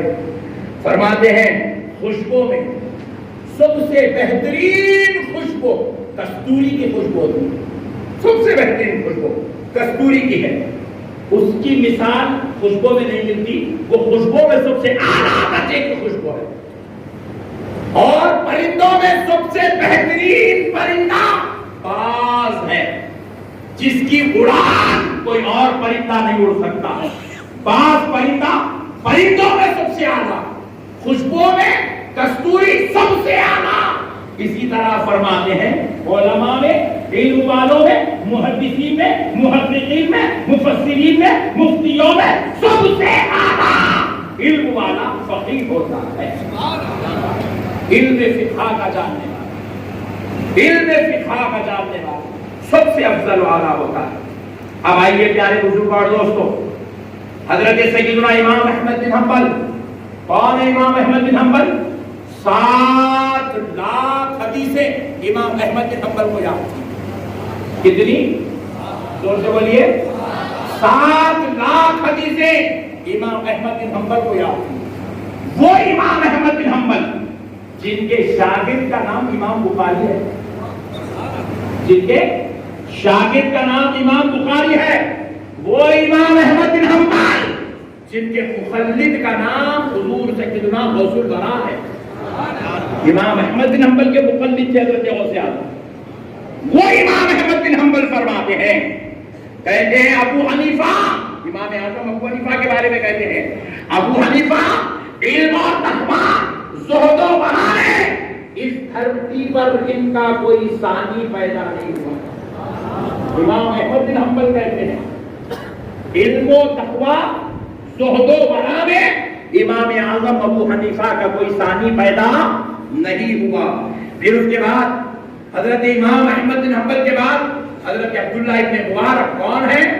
امام بخاری کے دادا استاد ہیں، امام بخاری کے استاد کے استاد عبداللہ ابن مبارک کو امیر المومنین فی الحدیث کہا جاتا ہے۔ وہ عبداللہ ابن مبارک فرماتے ہیں کہ امام اعظم ابو حنیفہ کے علاوہ کوئی حقدار نہیں کہ اس کی اقتدا کی جائے۔ امام اعظم کے علاوہ کوئی کہ ان کی اقتدا کی جائے، فرماتے ہیں کیونکہ امام اعظم وہ امام ہے جو تقوی میں آپ کے جیسا کوئی نہیں ہے، پرہیزگاری میں کوئی آپ کی مثال نہیں ہے، علم فقہ میں ہم نے آپ کے جیسا اس زمین پر کسی کو دیکھا ہی نہیں ہے۔ عبداللہ ابن مبارک خود امیر المومنین فی الحدیث ہیں، آپ یہ فرماتے ہیں تقوی میں امام اعظم کے جیسا کوئی نہیں ہے، پرہیزگاری میں امام اعظم کا ثانی نہیں ہے، اور علم فقہ میں ہم نے آپ کے جیسا اس زمین پر کسی کو دیکھا ہی نہیں۔ پھر اس کے بعد عبداللہ بن داؤد فرماتے ہیں اہل اسلام کو چاہیے کہ وہ اپنی نمازوں میں ابو حنیفہ کے واسطے دعا کرے، کیونکہ ان کے لیے دعا کرنا اس امت پر واجب ہے، کیونکہ انہوں نے لوگوں کے واسطے سنن اور آثار کو محفوظ کر دیا۔ اگر امام اعظم ابو حنیفہ نہ ہوتے تو لوگوں کو صحیح معنوں میں دین بھی نصیب نہیں ہوتا۔ اللہ کہتے ہیں امام اعظم کے واسطے اپنی نمازوں میں دعا کرنا اہل اسلام کے لیے واجب ہے۔ پھر آئیے حضرت سفیان ثوری فرماتے ہیں، حضرت سفیان ثوری فرماتے ہیں جیسے باز کے سامنے چڑیوں کی مثال، چڑیوں کی حالت ہوتی ہے، باز پرندے کے سامنے چڑیوں کی حالت جیسی ہوتی ہے، ویسے ہی ابو حنیفہ کے سامنے ہماری حالت ویسے ہی ہوتی ہے۔ امام سفیان ثوری کہہ رہے ہیں، اتنے بڑے امام سفیان ثوری، اس دھرتی پر سفیان ثوری کا ثانی کوئی نہیں ہے۔ قرب الہی کا یہ عادت تھا سفیان ثوری کا، مسجد میں داخل ہوتے وقت سیدھا پیر ڈالنے کے بجائے وشتی کیفیت تھی، استغراق کی کیفیت تھی، ذات خدا میں فنا ہو چکے تھے، غفلت میں بایاں پیر ڈالے تو بارگاہ الہی سے جواب آئے، سفیان بایاں پیر نکالو، سیدھا پیر پہلے ڈالو۔ قرب الہی کا عالم دیکھو، اتنا مخرب بندہ یہ کہہ رہا ہے کہ ہمارے مثال امام اعظم کے سامنے ایسی ہی ہے جیسی باز پرندے کے سامنے چڑیوں کی مثال ہوتی ہے۔ اللہ سورج کے سامنے چراغ جیسے ہیں، امام اعظم کے سامنے تمام چراغ ایسے، امام اعظم اس شان کے باتیں کریں۔ میرے پیارے بزرگوں اور دوستوں، پھر آپ اور غور کریں گے تو آپ کو پتا چلے گا کہ حضرت امام شافعی فرماتے ہیں، حالانکہ یہ بھی ایک مسلک ہے، پھر آگے امام شافعی رحمۃ اللہ علیہ، حضرت امام شافعی رحمۃ اللہ علیہ کے بعد فجر کی نماز میں دعائے قنوت ہے۔ دعائے قنوت. مگر جب وہ حضرت امام اعظم ابو حنیفہ کی بارگاہ میں آئے تو امام شافعی نے دعائے قنوت نہیں پڑھا. فجر نہیں پڑھ کے آپ نے جو ہے اپنی نماز کو مکمل ویسے ہی پڑھا جیسے امام اعظم ابو حنیفہ کے طریقے کے مطابق تھی. تو شاگردوں نے سلام پھیرنے کے بعد پوچھا اے امام کیا نماز کا طریقہ آپ کی تحقیق کے مطابق بدل گیا؟ تو آپ نے کہا نہیں وہی طریقہ ہے جس پر ہم نے تحقیق کی ہے. پھر پوچھا کہ آپ نے دعائے قنوت نہیں پڑھا؟ تو آپ نے کہا اس لیے نہیں پڑھا کیونکہ اتنے بڑے امام کی بارگاہ میں آ کر ان کا طریقہ چھوڑ کر اپنے طریقے پر عمل کرنے میں مجھے شرم محسوس ہو رہی ہے. اس لیے میں نے اپنا طریقہ چھوڑا اور امام اعظم ابو حنیفہ کے طریقے پر کیا. اندازہ کیجیے میرے بھائی کیا شان امام اعظم ابو حنیفہ کی. پھر اس کے بعد فرماتے ہیں امام شافعی نے کہا ہم نے ان سے بڑھ کر کسی کو فقیہ نہیں دیکھا. آپ جو اتنا بڑا فقیہ امام شافعی فرماتے ہماری نظر میں ہم نے نہیں دیکھا. جو شخص ابو حنیفہ کی کتابوں کو نہ دیکھے جو شخص ابو حنیفہ کی کتابوں کو نہ دیکھے وہ نہ تو علم میں ماہر ہو سکتا ہے اور نہ وہ فقیہ بن سکتا ہے. فقیہ بننے کے لیے بھی علم میں ماہر ہونے کے لیے بھی اس کو امام اعظم کی کتابوں کو دیکھنا پڑے گا. پھر اس کے بعد فرماتے ہیں اب ذرا ایک بات اور عرض کر دیتا ہوں. تھوڑے چند نام ہیں آپ اگر اس کو ریکارڈ کرتے ہیں تو کر لیں تاکہ یہ نام کبھی آپ نے زندگی میں سنے یا نہ سنے لیکن آپ کو انشاءاللہ میں سنا دیتا ہوں. دیکھیے بعض لوگ جو ہے پوچھتے ہیں امام اعظم کون ہے؟ کون پوچھ رہے ہیں؟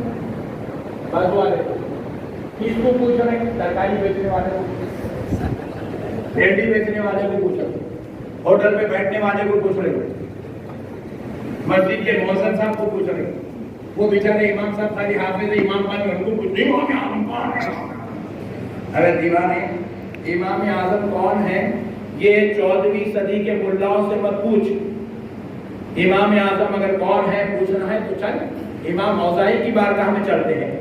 امام اوزاعی سے پوچھ اس زمین پر امام اوزاعی جیسا امام پیدا نہیں ہوا. وہ امام سے پوچھ امام اعظم کون ہے. امام مالک سے پوچھ امام اعظم کون ہے. امام سفیان ثوری سے پوچھ امام اعظم کون ہے. خاندان نبوت کے چشم و چراغ حضور سیدنا امام باقر سے پوچھ امام اعظم کون. زہیر بن کدان سے پوچھ امام اعظم کون ہے. عبداللہ بن مبارک امیر المومنین فی الحدیث سے پوچھ امام اعظم کون ہے. حماد بن نعمان سے پوچھ امام اعظم کون ہے. حضرت سیدنا امام جعفر الصادق سے پوچھ امام اعظم کون ہے. اسماعیل بن حماد سے پوچھ امام اعظم کون ہے. حضرت سیدنا امام اعظم کون ہے. امام شافعی سے پوچھ امام اعظم کون ہے. امام محمد سے پوچھ امام اعظم کون ہے. امام زفر سے پوچھ امام داؤد طائی سے پوچھ امام احمد بن حنبل سے پوچھ امام شافعی سے پوچھ امام جلال الدین سیوطی سے پوچھ امام ذہبی سے پوچھ عبدالعزیز بن رواح سے پوچھ علی بن عاصم سے پوچھ یحییٰ بن معین سے پوچھ حضرت جعفر بن رفیع سے پوچھ شفیق بلقی سے پوچھ کہ امام اعظم ابو حنیفہ کون ہے. وکیع بن الجراح سے پوچھ امام اعظم کون ہے. بغداد چل جس کی بارگاہ میں غوث اعظم چلے بیٹھتے تھے اس معروف بن ترخی سے پوچھ امام اعظم کون ہے. حماد بن مسلمہ الاکوع سے پوچھ حماد بن سلمہ الاکوع سے پوچھ امام اعظم کون ہے. مقاتل بن حیان سے پوچھ امام اعظم کون ہے. ابو مطیع سے پوچھ ابن سیرین سے پوچھ عبد البرمانی سے پوچھ امام یحییٰ بن زکریا سے پوچھ فضیل بن عیاض سے پوچھ یحییٰ بن قطان سے پوچھ یحییٰ بن قطان سے پوچھ علی بن مشہر سے پوچھ امام یحییٰ بن زکریا سے پوچھ امام طحاوی سے پوچھ اور شاہ عبد الحق محدث دہلوی سے پوچھ خطیب بغدادی سے پوچھ. کچھ نہیں پوچھ سکتا تو کم سے کم حیدرآباد آ کر امام انوار اللہ فاروقی سے پوچھ امام اعظم کون ہے. نعرہ تکبیر نعرہ رسالت شان ہندوستان مسلک امام اعظم مسلک امام اعظم مسلک امام اعظم مسلک امام اعظم نعرہ ایک جھلک بتاتا امام اعظم کون ہے.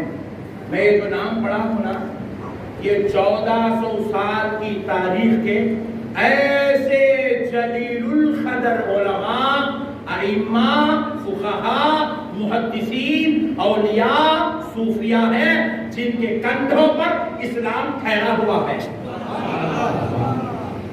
جن کے کندھوں پر اسلام ٹھہرا ہوا ہے. یہ سارے کے سارے امام اعظم کے شہدائی ہیں، امام اعظم کے گیت گانے والے ہیں. میں آپ کو ایک مسئلہ اور سنا دیتا ہوں.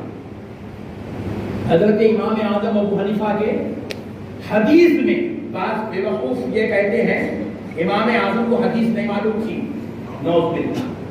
بعض نے لکھا کہ امام اعظم کو صرف 16 حدیث یاد تھی، اس کے علاوہ کچھ معلوم ہی نہیں تھا. نعوذ باللہ.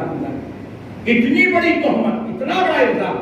اور ایک بات بھی سن لیجیے، 1400 سال کی تاریخ میں جتنی تہمتیں، جتنے جھوٹے الزام، جتنی مخالفت، جتنا رد امام اعظم ابو حنیفہ کا ہوا ہے، خدا کی قسم اس دھرتی پر اتنی مخالفت کسی اور کی نہیں ہوئی ہے، اتنا جھوٹا الزام کسی اور پہ نہیں لگا ہے، اتنی تہمتیں کسی اور پہ نہیں لگی ہے، اتنی برائی کی گئی ہے جتنی برائی میرے امام اعظم ابو حنیفہ نے.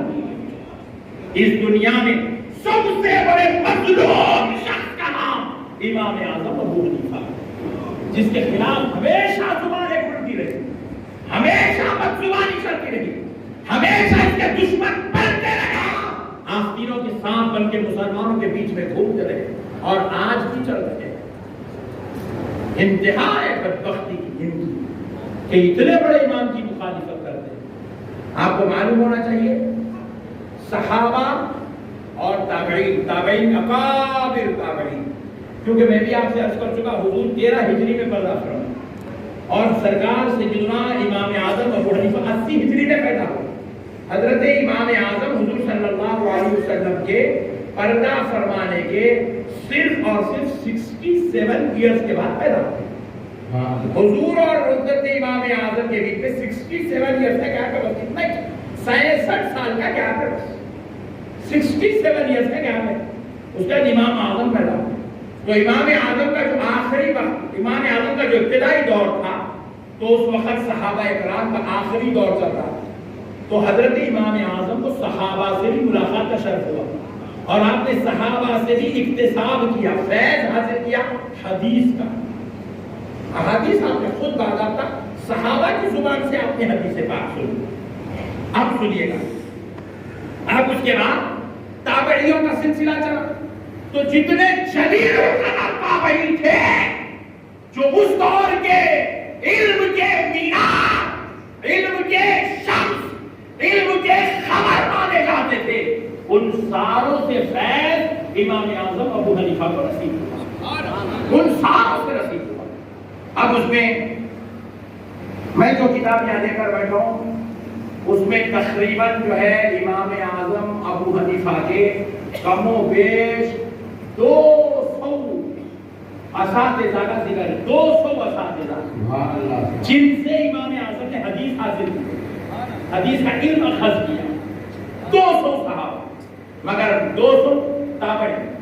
جلیل القدر شیخ صحابہ نہیں، کچھ صحابہ ہیں، باقی کے سب تابعین ہیں.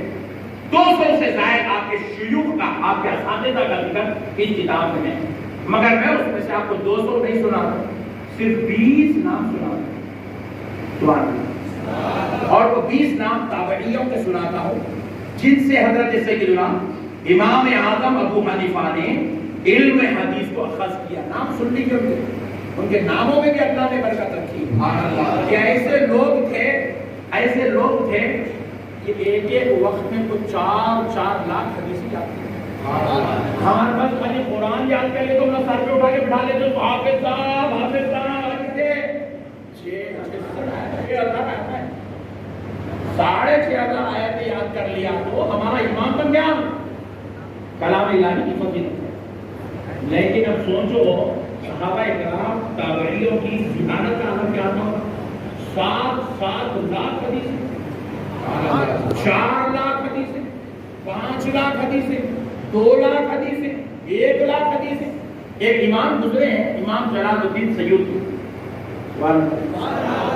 17 سال کی آپ کی عمر کی، کعبۃ اللہ شریف کو پہنچے امام جلال الدین سیوطی، کعبے کا خلاف پکڑ کے دعا کر رہے ہیں، اللہ تیرے حبیب کا قول ہے کعبے پر جو پہلی نظر پڑنے سے جو دعا کی جاتی ہے مولا تو وہ دعا قبول کرتا ہے، اے اللہ تیرا بندہ جلال الدین تجھ سے دعا کرتا ہے کہ میرے مولا مجھ کو حدیث کا علم عطا فرما، حدیث کا علم عطا، دعا قبول کی۔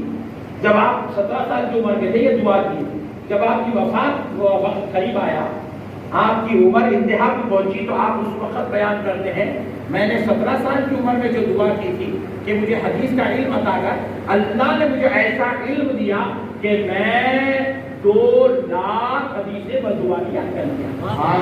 کتنی؟ 2 لاکھ۔ اور فرماتے ہیں یہ مت سمجھنا کہ مجھے صرف 2 لاکھ حدیثیں یاد ہے، اللہ نے مجھے صرف 2 لاکھ حدیث مجھ تک پہنچائی تو میں نے 2 لاکھ یاد کر لیا۔ اگر میرا مولا 4 لاکھ پہنچاتا تو میں 4 لاکھ حدیثوں میں جاتا۔ ایسا ان لوگوں کے اندر تڑپ تھی حدیث ہو، ایسا ان کا شغف تھا، ایسا ان کا تعلق، وہ سارے حدیثیں یاد کرنے والے، جاننے والے، سمجھنے والے سب کے سب امام اعظم کی بارگاہ میں سرنڈر ہیں۔ بولے ہمارا امام تو امام اعظم ہے، سبحان اللہ سبحان اللہ، ایسی شان کی امام اعظم ابو حنیفہ کی۔ تو اب امام اعظم ابو حنیفہ کے مشہور و معروف 20 امام، 20 شیوخ جن سے امام اعظم نے حدیث لی، جو اکابر تابعین میں سے جلیل القدر تابعیوں میں سے ہیں، ان سے میں آپ ان کی تعارف کروا رہا ہوں، جن میں سے ایک ایک کی یہ شان ہے کہ 500 صحابہ سے ان لوگوں نے ملاقات کی، 500 صحابہ سے ملاقات کی، ان سے حدیث کا علم سیکھا اور پھر ان سے امام اعظم نے سیکھا، امام اعظم نے ان سے حدیث کا علم لیا۔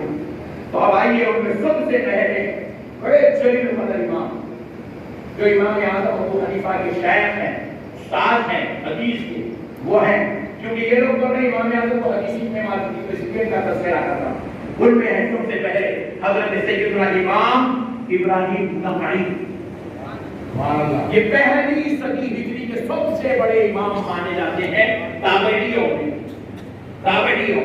پھر اس کے بعد امام شعبی، پھر اس کے بعد امام عکرمہ، امام محمد باقر، امام عطا بن ابی رباح، امام حکم بن عتیبہ، امام قاسم بن عبد الرحمن، امام نافع مولى ابن عمر، امام قتادہ، امام حماد بن ابی سلمہ، امام یزید الفقیر، امام سماس بن حرب، امام عمرو بن دینار، امام ابو اسحاق سبعی، امام عثمان بن عاصم، امام محمد بن منکدر، امام منصور بن معتمر، امام بشار بن عروہ، امام جعفر الصادق، امام الاعمش۔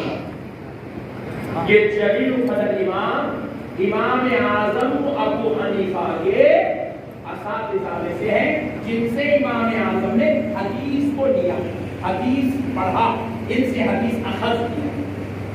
اب آئیے ان میں سے صرف ایک امام کی پر روشنی ڈالتا ہوں، وہ ہے حضرت سیدنا امام شعبی۔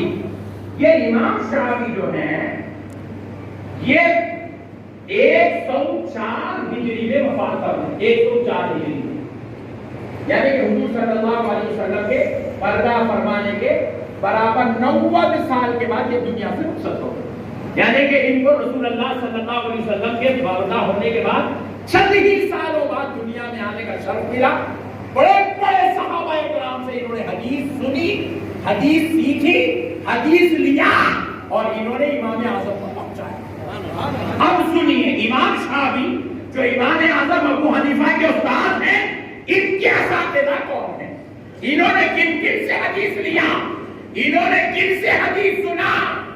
آپ فرماتے ہیں الحمدللہ اللہ کا مجھ پر یہ احسان ہے کہ میں نے اپنی زندگی میں 500 سے زیادہ صحابہ اکرام سے ملاقات کا شرف حاصل کیا، 500 سے زیادہ صحابہ سے ملاقات کا شرف حاصل کیا اور ان میں سے 22 صحابہ سے 145 صحابہ سے میں نے حدیث لیا.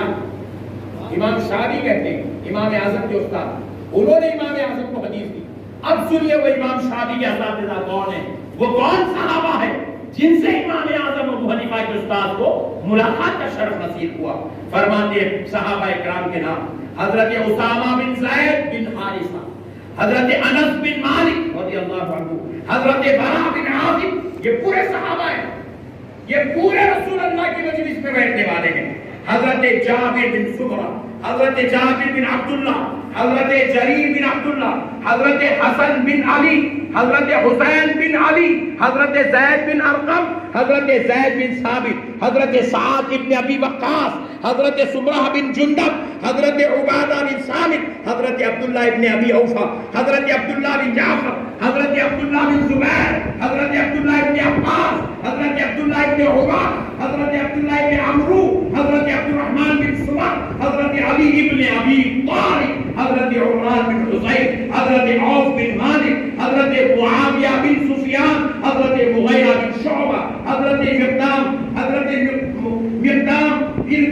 نعمان بن بشیر, حضرت ابو سعید خدری, حضرت ابو مسعود انصاری, حضرت ابو ہریرہ, حضرت اسماء بن عمیش, حضرت ام ہانی بنت ابی طالب, حضرت فاطمہ بنت قیس ام المؤمنین, حضرت عائشہ صدیقہ رضی اللہ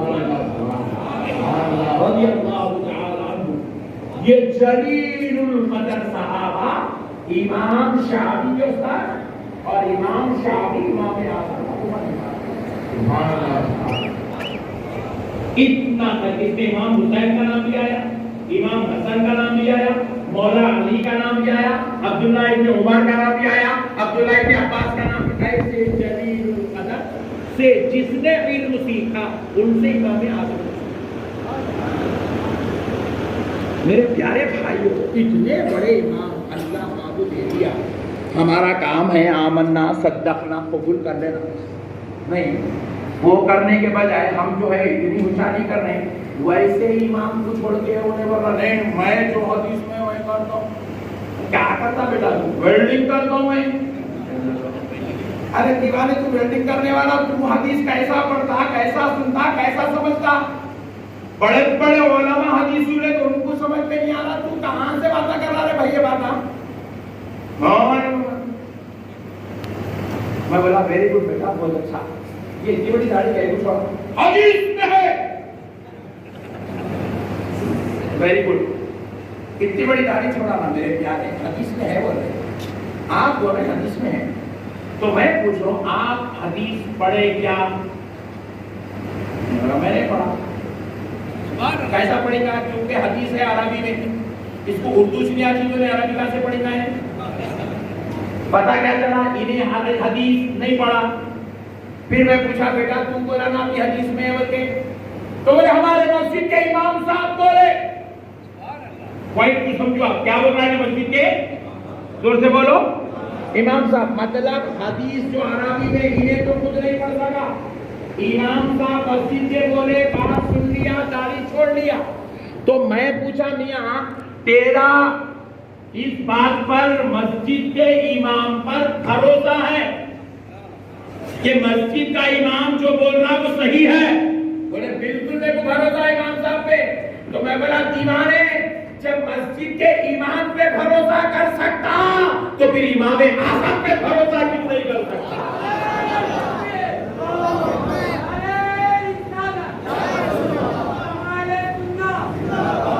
ان لوگ اپنے آپ کو بول رہے ہیں ہم غیر مخلد ہیں. حقیقت میں یہ غیر مخلد ہو ہی نہیں سکتے, کیونکہ غیر مخلد کیسا ہوتا ہے, آپ کو بھی کسی نہ کسی کی تو تخلیق کرنا ہی پڑتا نا بھائی. آپ بول رہے ہیں میں بخاری کو مانتا ہوں, تو بخاری کو ماننا بھی اس بات کی دلیل ہے کہ تو امام بخاری کی تخلیق کر رہا ہے. امام بخاری کی تخلیق کر رہا نا بھائی. بخاری میں جو ہے امام بخاری جو حدیث جمع کر کے دے دیے, تیری نظر میں وہ بالکل ایتھنٹک ہے, حرف آخر ہے, اسی لیے تم کو مان رہا ہے. امام بخاری پہ تیرا پورا کامل یقین ہے, تو ہم کہہ رہے ہیں بڑے بھائی جب تو امام بخاری پہ کامل یقین کر سکتا ہے تو پھر اس پر کیوں نہیں کرتا جس امام پر تو امام بخاری نے بھی بھروسہ کیا. اچھا اب دوسری بات سنیے. یہ لوگ بول رہے ہیں ہم بخاری شریف کو مانتے ہیں. بولے ویری گڈ بھائی مانو آپ, ہمیں کوئی انکار نہیں, ہم بھی مانتے ہیں. ہمارے پاس بھی قرآن کے بعد اگر کوئی کتاب سب سے افضل و اعلیٰ درجے کی ہے تو اس کتاب کا نام بخاری ہے. ہم انکار کیا کر رہے ہیں؟ لیکن ہم یہ کہہ رہے ہیں کہ جب آپ امام بخاری کو مانتے ہیں تو پھر آپ سوچو امام بخاری مخلد ہے نہیں ہے؟ امام بخاری علمی اعتبار سے اس شان کے مالک تھے, بعض مسائل میں وہ خود مجتہد تھے.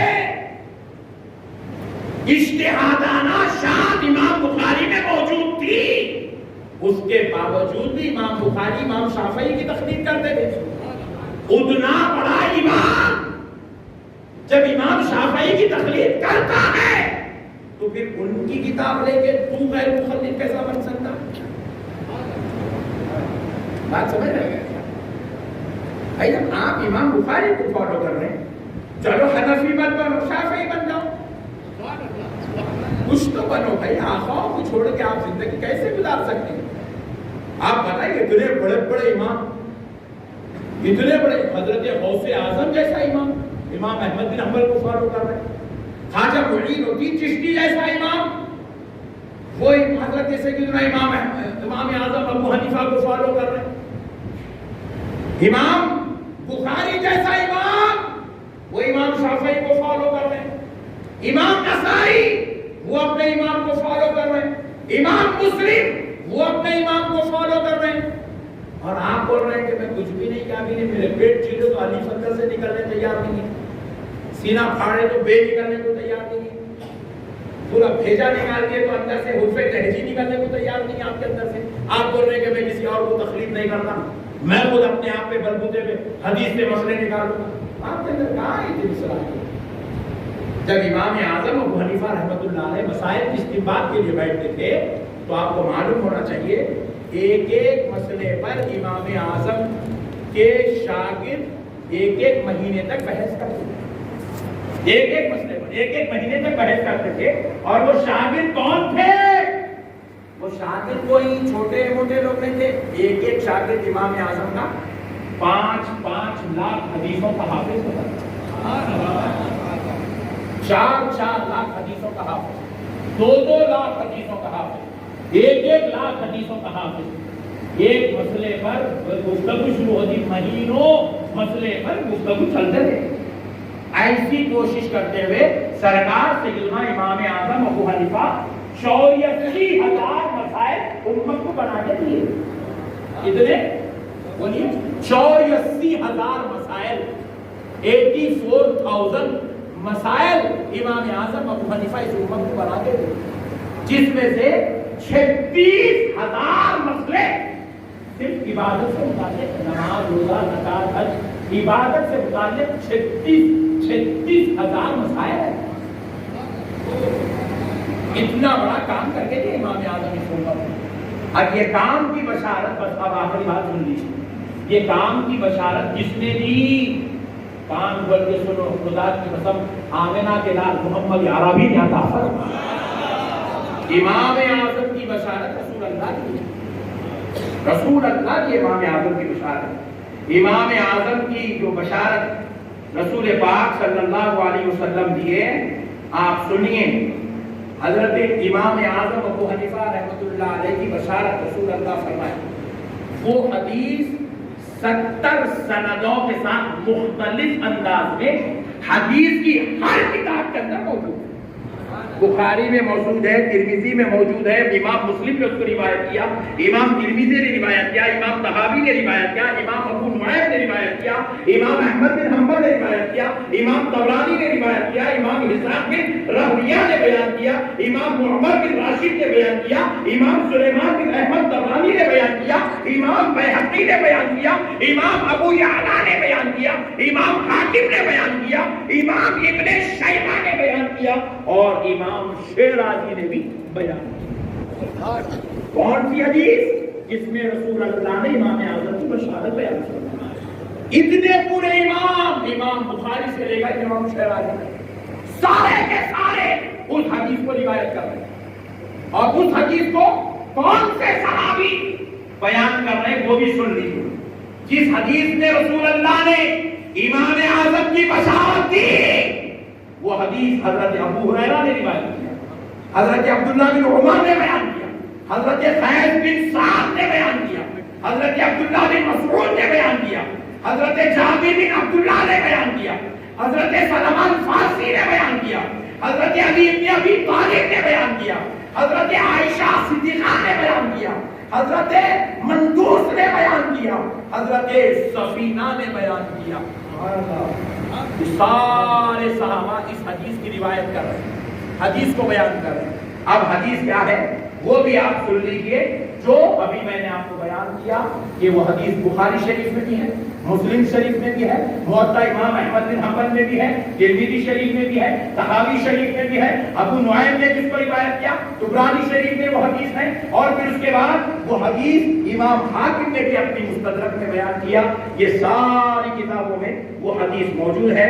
حدیث کیا ہے اب آپ وہ بھی سن لیجئے کہ فرماتے ہیں, امام بخاری کی روایت سنا رہا ہوں, امام بخاری کی روایت سنا رہا ہوں. امام بخاری نے کہا کہ فرماتے ہیں کہ ہم حضرت ابو ہریرہ رضی اللہ تعالیٰ عنہ نے روایت کیا کہ ہم نبی کریم صلی اللہ علیہ وسلم کے پاس بیٹھے ہوئے تھے کہ آپ پر سورہ جمعہ نازل ہوا, سورہ جمعہ نازل ہوا, اور اس جمعہ سورت میں ایک آیت مبارکہ یہ نازل ہوئی وآخرین منہم لما یلحقوا بہم. اس آیت کو نبی پاک صلی اللہ علیہ وسلم نے جب اپنے صحابہ پر پڑھ کر سنایا, پھر اس کے بعد صحابہ کرام رضوان اللہ علیہم اجمعین نے یہ آیت سن کر کہا, فرماتے ہیں کہ یہ میں نے عرض کیا, حضرت ابو ہریرہ کہتے ہیں میں نے عرض کیا یا رسول اللہ صلی اللہ علیہ وسلم وہ کون لوگ ہوں گے؟ پس آپ صلی اللہ علیہ وسلم نے کوئی جواب نہیں دیا. یعنی کہ اس آیت میں اس بات کی خوشخبری دی گئی تھی کہ اور ان میں سے دوسرے لوگوں میں بھی جو بھی ان لوگوں سے نہیں ملے وہ جو اس وقت موجود نہیں ہے, یعنی ان کے بعد کے زمانے میں آئیں گے, ان کی خوشخبری دی جا رہی تھی. تو صحابہ کرام نے حضرت ابو ہریرہ نے پوچھا یا رسول اللہ وہ کون لوگ ہیں؟ تو حضرت نبی پاک علیہ السلام خاموش رہے. پھر پوچھے یا رسول اللہ وہ کون ہیں جو ہمارے پاس آئیں گے, ان کی خوشخبری دی جا رہی ہے. حضور خاموش ہے. پھر پوچھا حضرت ابو ہریرہ نے یا رسول اللہ وہ کون لوگ ہیں جو ہمارے پاس آئیں گے؟ نبی پاک علیہ السلام سے جب 3 بار پوچھا گیا پھر آقا علیہ السلام فرمانے لگے, نبی اکرم صلی اللہ علیہ وسلم نے فرمایا آقا علیہ السلام کے پاس اس وقت سامنے حضرت سلمان فارسی موجود تھے. نبی پاک علیہ السلام نے اپنا دست اقدس سلمان فارسی کے سر میں رکھا, سلمان فارسی صحابی رسول کے سر پر رکھا. پھر فرمایا کہ اگر ایمان, حضور فرمایا اگر ایمان اوجے سوریا پر بھی ہوگا, اوجے سوریا پر بھی ہوا تو اس قوم میں سے یعنی کہ فارس کی قوم میں سے یا ان میں سے چند اشخاص یا پھر ان میں سے ایک شخص آئے گا اور وہ ایمان کو وہاں سے بھی نکال کر لائے گا, وہاں سے ایمان نکال کر, اور اسی فارس کی قوم میں سے حضرت امام اسی فارس کی قوم کے امام اعظم ہے. تمام لوگوں نے کہا یہ حدیث امام اعظم کو نہیں پاتا, اس میں امام اعظم کو نہیں پاتا, امام اعظم کو نہیں پاتا. اگر ایمان اور یہ سوریا پر ہوا تو اس قوم میں سے چند اشخاص یا پھر ایک شخص اسے وہاں سے بھی پالے گا, وہاں سے بھی پالے گا. جتنا بھی ضعیف سے ضعیف مسئلہ ہو وہ اس کو آسان کر کے میسر کر کے مسئلہ لگا. میرے پیارے بزرگوں دوستو, یہ ہے امام اعظم ابو حنیفہ کی شان جو رسول کائنات صلی اللہ علیہ وسلم بشارت دے رہے ہیں. اس کے بدلے میں قرآن کی سورہ جمعہ کی آیت کے بدلے میں بشارت کرتا ہے.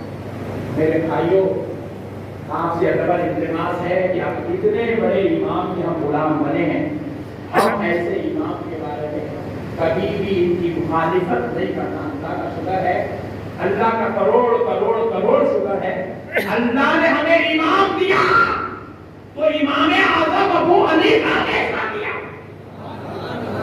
اللہ نے ہمیں پیر دیا تو غوث اعظم کا نبی دیا تو سارے رسولوں کا سردار. اس پر آپ ہم سب اللہ کا شکر ادا کرتے رہیں اور اس سے فیض حاصل کرتے رہیں. امام غلامی کریں, اقتدا کریں. بس امام اعظم پر ایک بات سنا کر بات ختم کر, صرف ایک بات امام اعظم پر ایک بات. امام اعظم کا ذہن کیسا تھا یہ سن لیجیے, بات ختم. صرف ایک بات. ایک شخص امام اعظم کے پاس ہڈیوں کا تھیلا لے جا. پہلے ہڈیوں پہ حدیث لکھی جاتی, قرآن حدیث کہہ کے لکھتے تھے ہڈیوں میں تھیلا بھر کے لایا. لا کے کیا کرا, امام اعظم کے سامنے رکھ کے بولا, امام میں مسلمان نہیں ہوں مگر میرے والد نبی کے ساتھ, تمہارے نبی کے ساتھ وہ خلیف میں تھے, دادا میں, تو ان کو جو ہے رسول اللہ ایک بات گفتگو بیان کرے تھے, گفتگو فرمائے تھے ان کے ساتھ. وہ گفتگو میرے دادا ہڈیوں پہ نکلی تھے.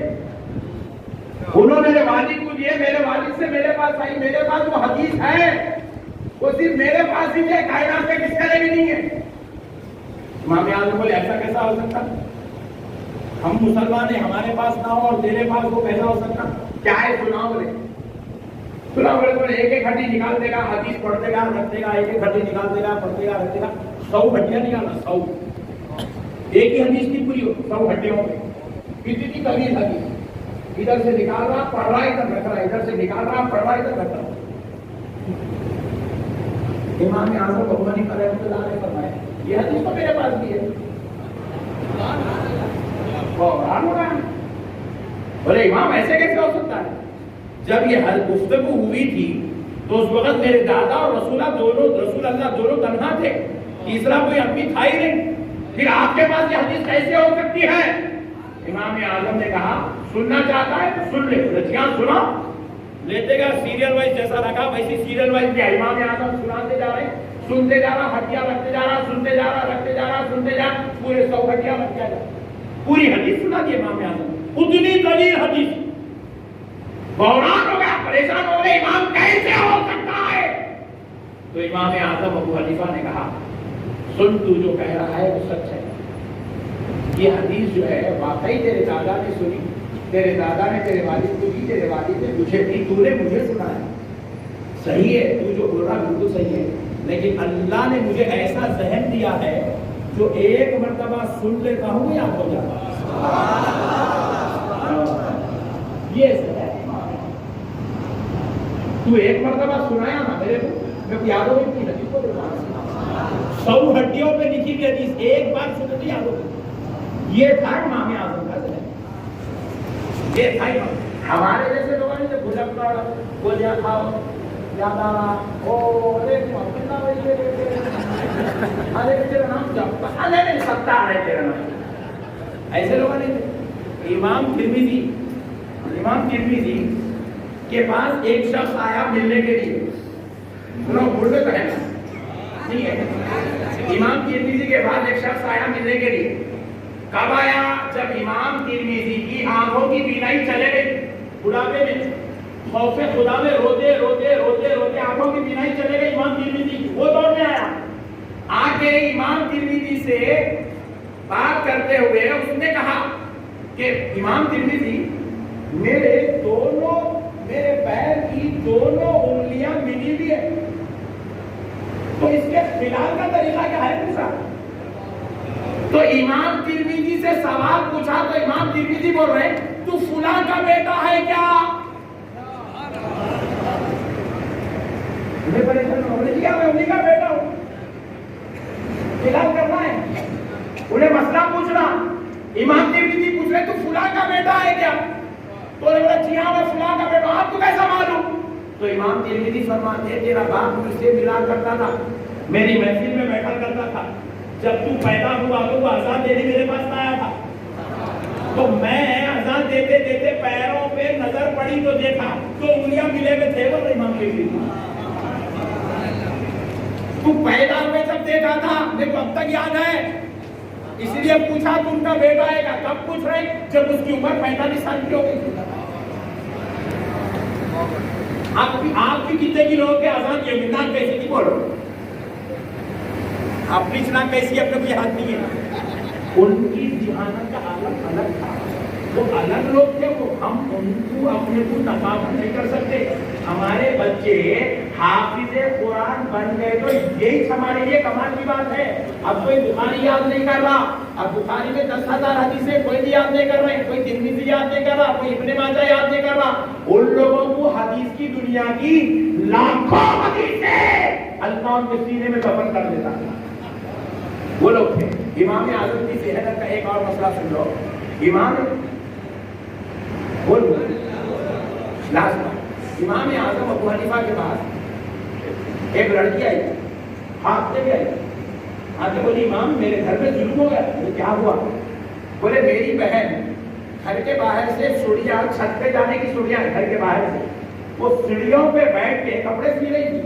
मेरा बहनोई आया, बहन को घर के बाहर बैठा हुआ देखा, गुस्से में आया, गुस्से में आके बोला ऊपर चढ़ी भी तो तलाक, नीचे उतरी तो भी तलाक। लोग भी बड़े खतरनाक से वो दौड़ गए, आपने जैसे नहीं थे, अजीब थे लोग। ऊपर चढ़ी तो तलाक, नीचे उतरी तो तलाक। मेरी भाई माइक बैठी है, रोरी परेशान है। आप बोलो क्या करना? ऊपर चढ़ी तो तलाक, नीचे उतरी तो तलाक, टेंशन में। इमाम आज़म सुने एक सिखाने में बोले परेशान मत हो, बाबू से पूछ के आगे बोलो। ऊपर चढ़ी तो बोला शर्त लगाया, ऊपर चढ़ी तो शर्त है, नीचे उतरी तो शर्त है। ना ऊपर चढ़ो बोलो ना नीचे शर्त हुई नहीं, बाबू पूछ के आगे बोलो। ये है इमाम आज़म, ये है इमाम आज़म। बड़े बड़े इमाम आज़म के सामने अपनी जुबान बंद कर लेते थे। इमाम आज़म के सामने किसी का सहन चलता ही नहीं था। इमाम आज़म ऐसी बात का नाम है। इतने बड़े इमाम को छोड़ के अपना अपनी होशियारी करना ये अपनी आखिरत की बर्बादी का सबब है। इसलिए अल्लाह से असूल का रास्ता इमाम आज़म से कामिल मोहब्बत, कामिल अक़ीदत, सरकार इमाम आज़म की गुलामी को इख्तियार करे। वमा अलैना इल्लल बलाग, अल्हम्दुलिल्लाह।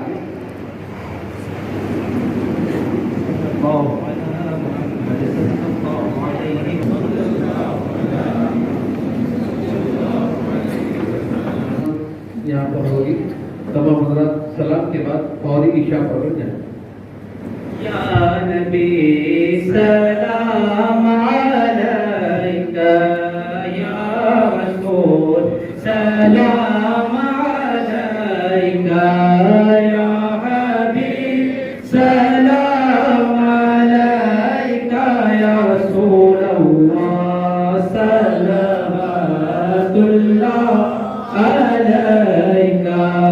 आपका तशरीफ लाना वक्त भी कितना सुहाना, जगमगा उठा ज़माना, या रसूल अल्लाह हूर गाती थी तराना, या नबी सलाम अलैका, या रसूल सलाम अलैका, या हबीब सलाम अलैका, रसूल अल्लाह सल्लल्लाहु अलैका, शफी ए रोज़े है सिया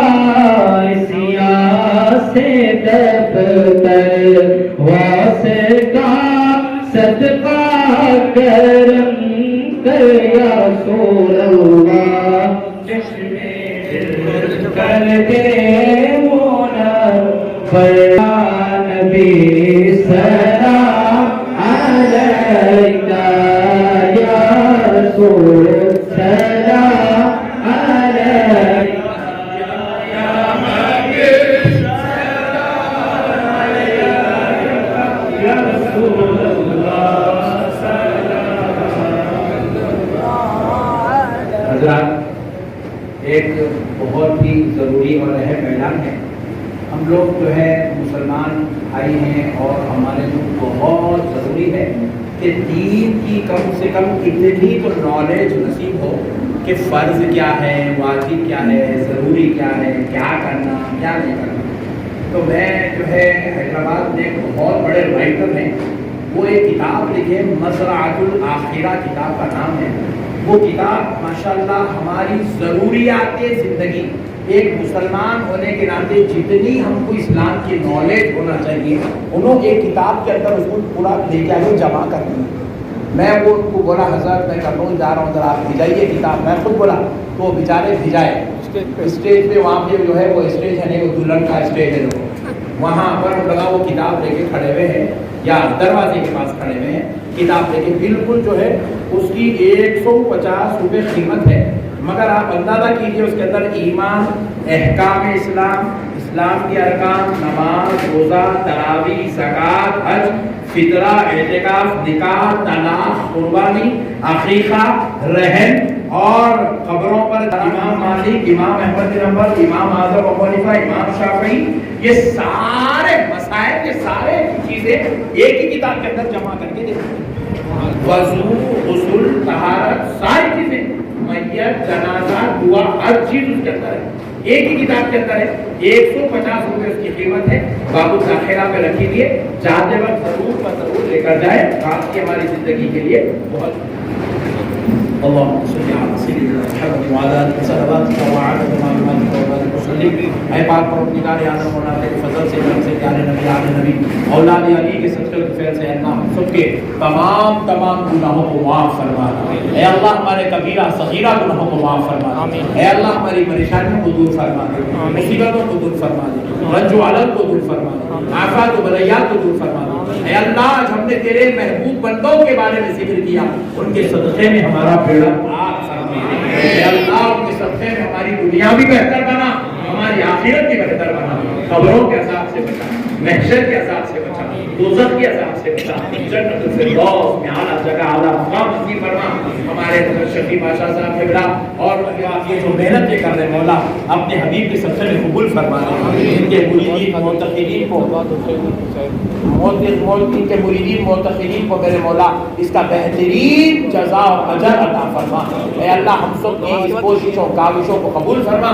امام اعظم کا ہمیں روحانی فیضان دنیا میں بھی عطا فرما، آخرت میں بھی عطا فرما۔ امام اعظم کے خاص غلاموں میں ہم کو شامل فرما، ان کے صدقے میں ہماری مصیبتوں کو دور فرما۔ اے اللہ حضرت سید نواز حسینی قادری صاحب کو خوب صحت عطا فرما، تندرستی عطا فرما، بڑی عمر عطا فرما۔ جو بھی بلا بیماری مصیبت آئی ہے پیارے نبی آل نبی اولاد علی کے صدقے میں، امام اعظم ابو حنیفہ کے صدقے میں ان کی اس بلا کو دور فرما، بیماری کو دور فرما۔ مولا اس جلسے کو، اس مجلس کو، اس گفتگو کو قبول فرما، جو بھی خطا و غلطی بھی معاف فرما۔ صلی اللہ تعالی علیہ وسلم اجمعین، الحمدللہ۔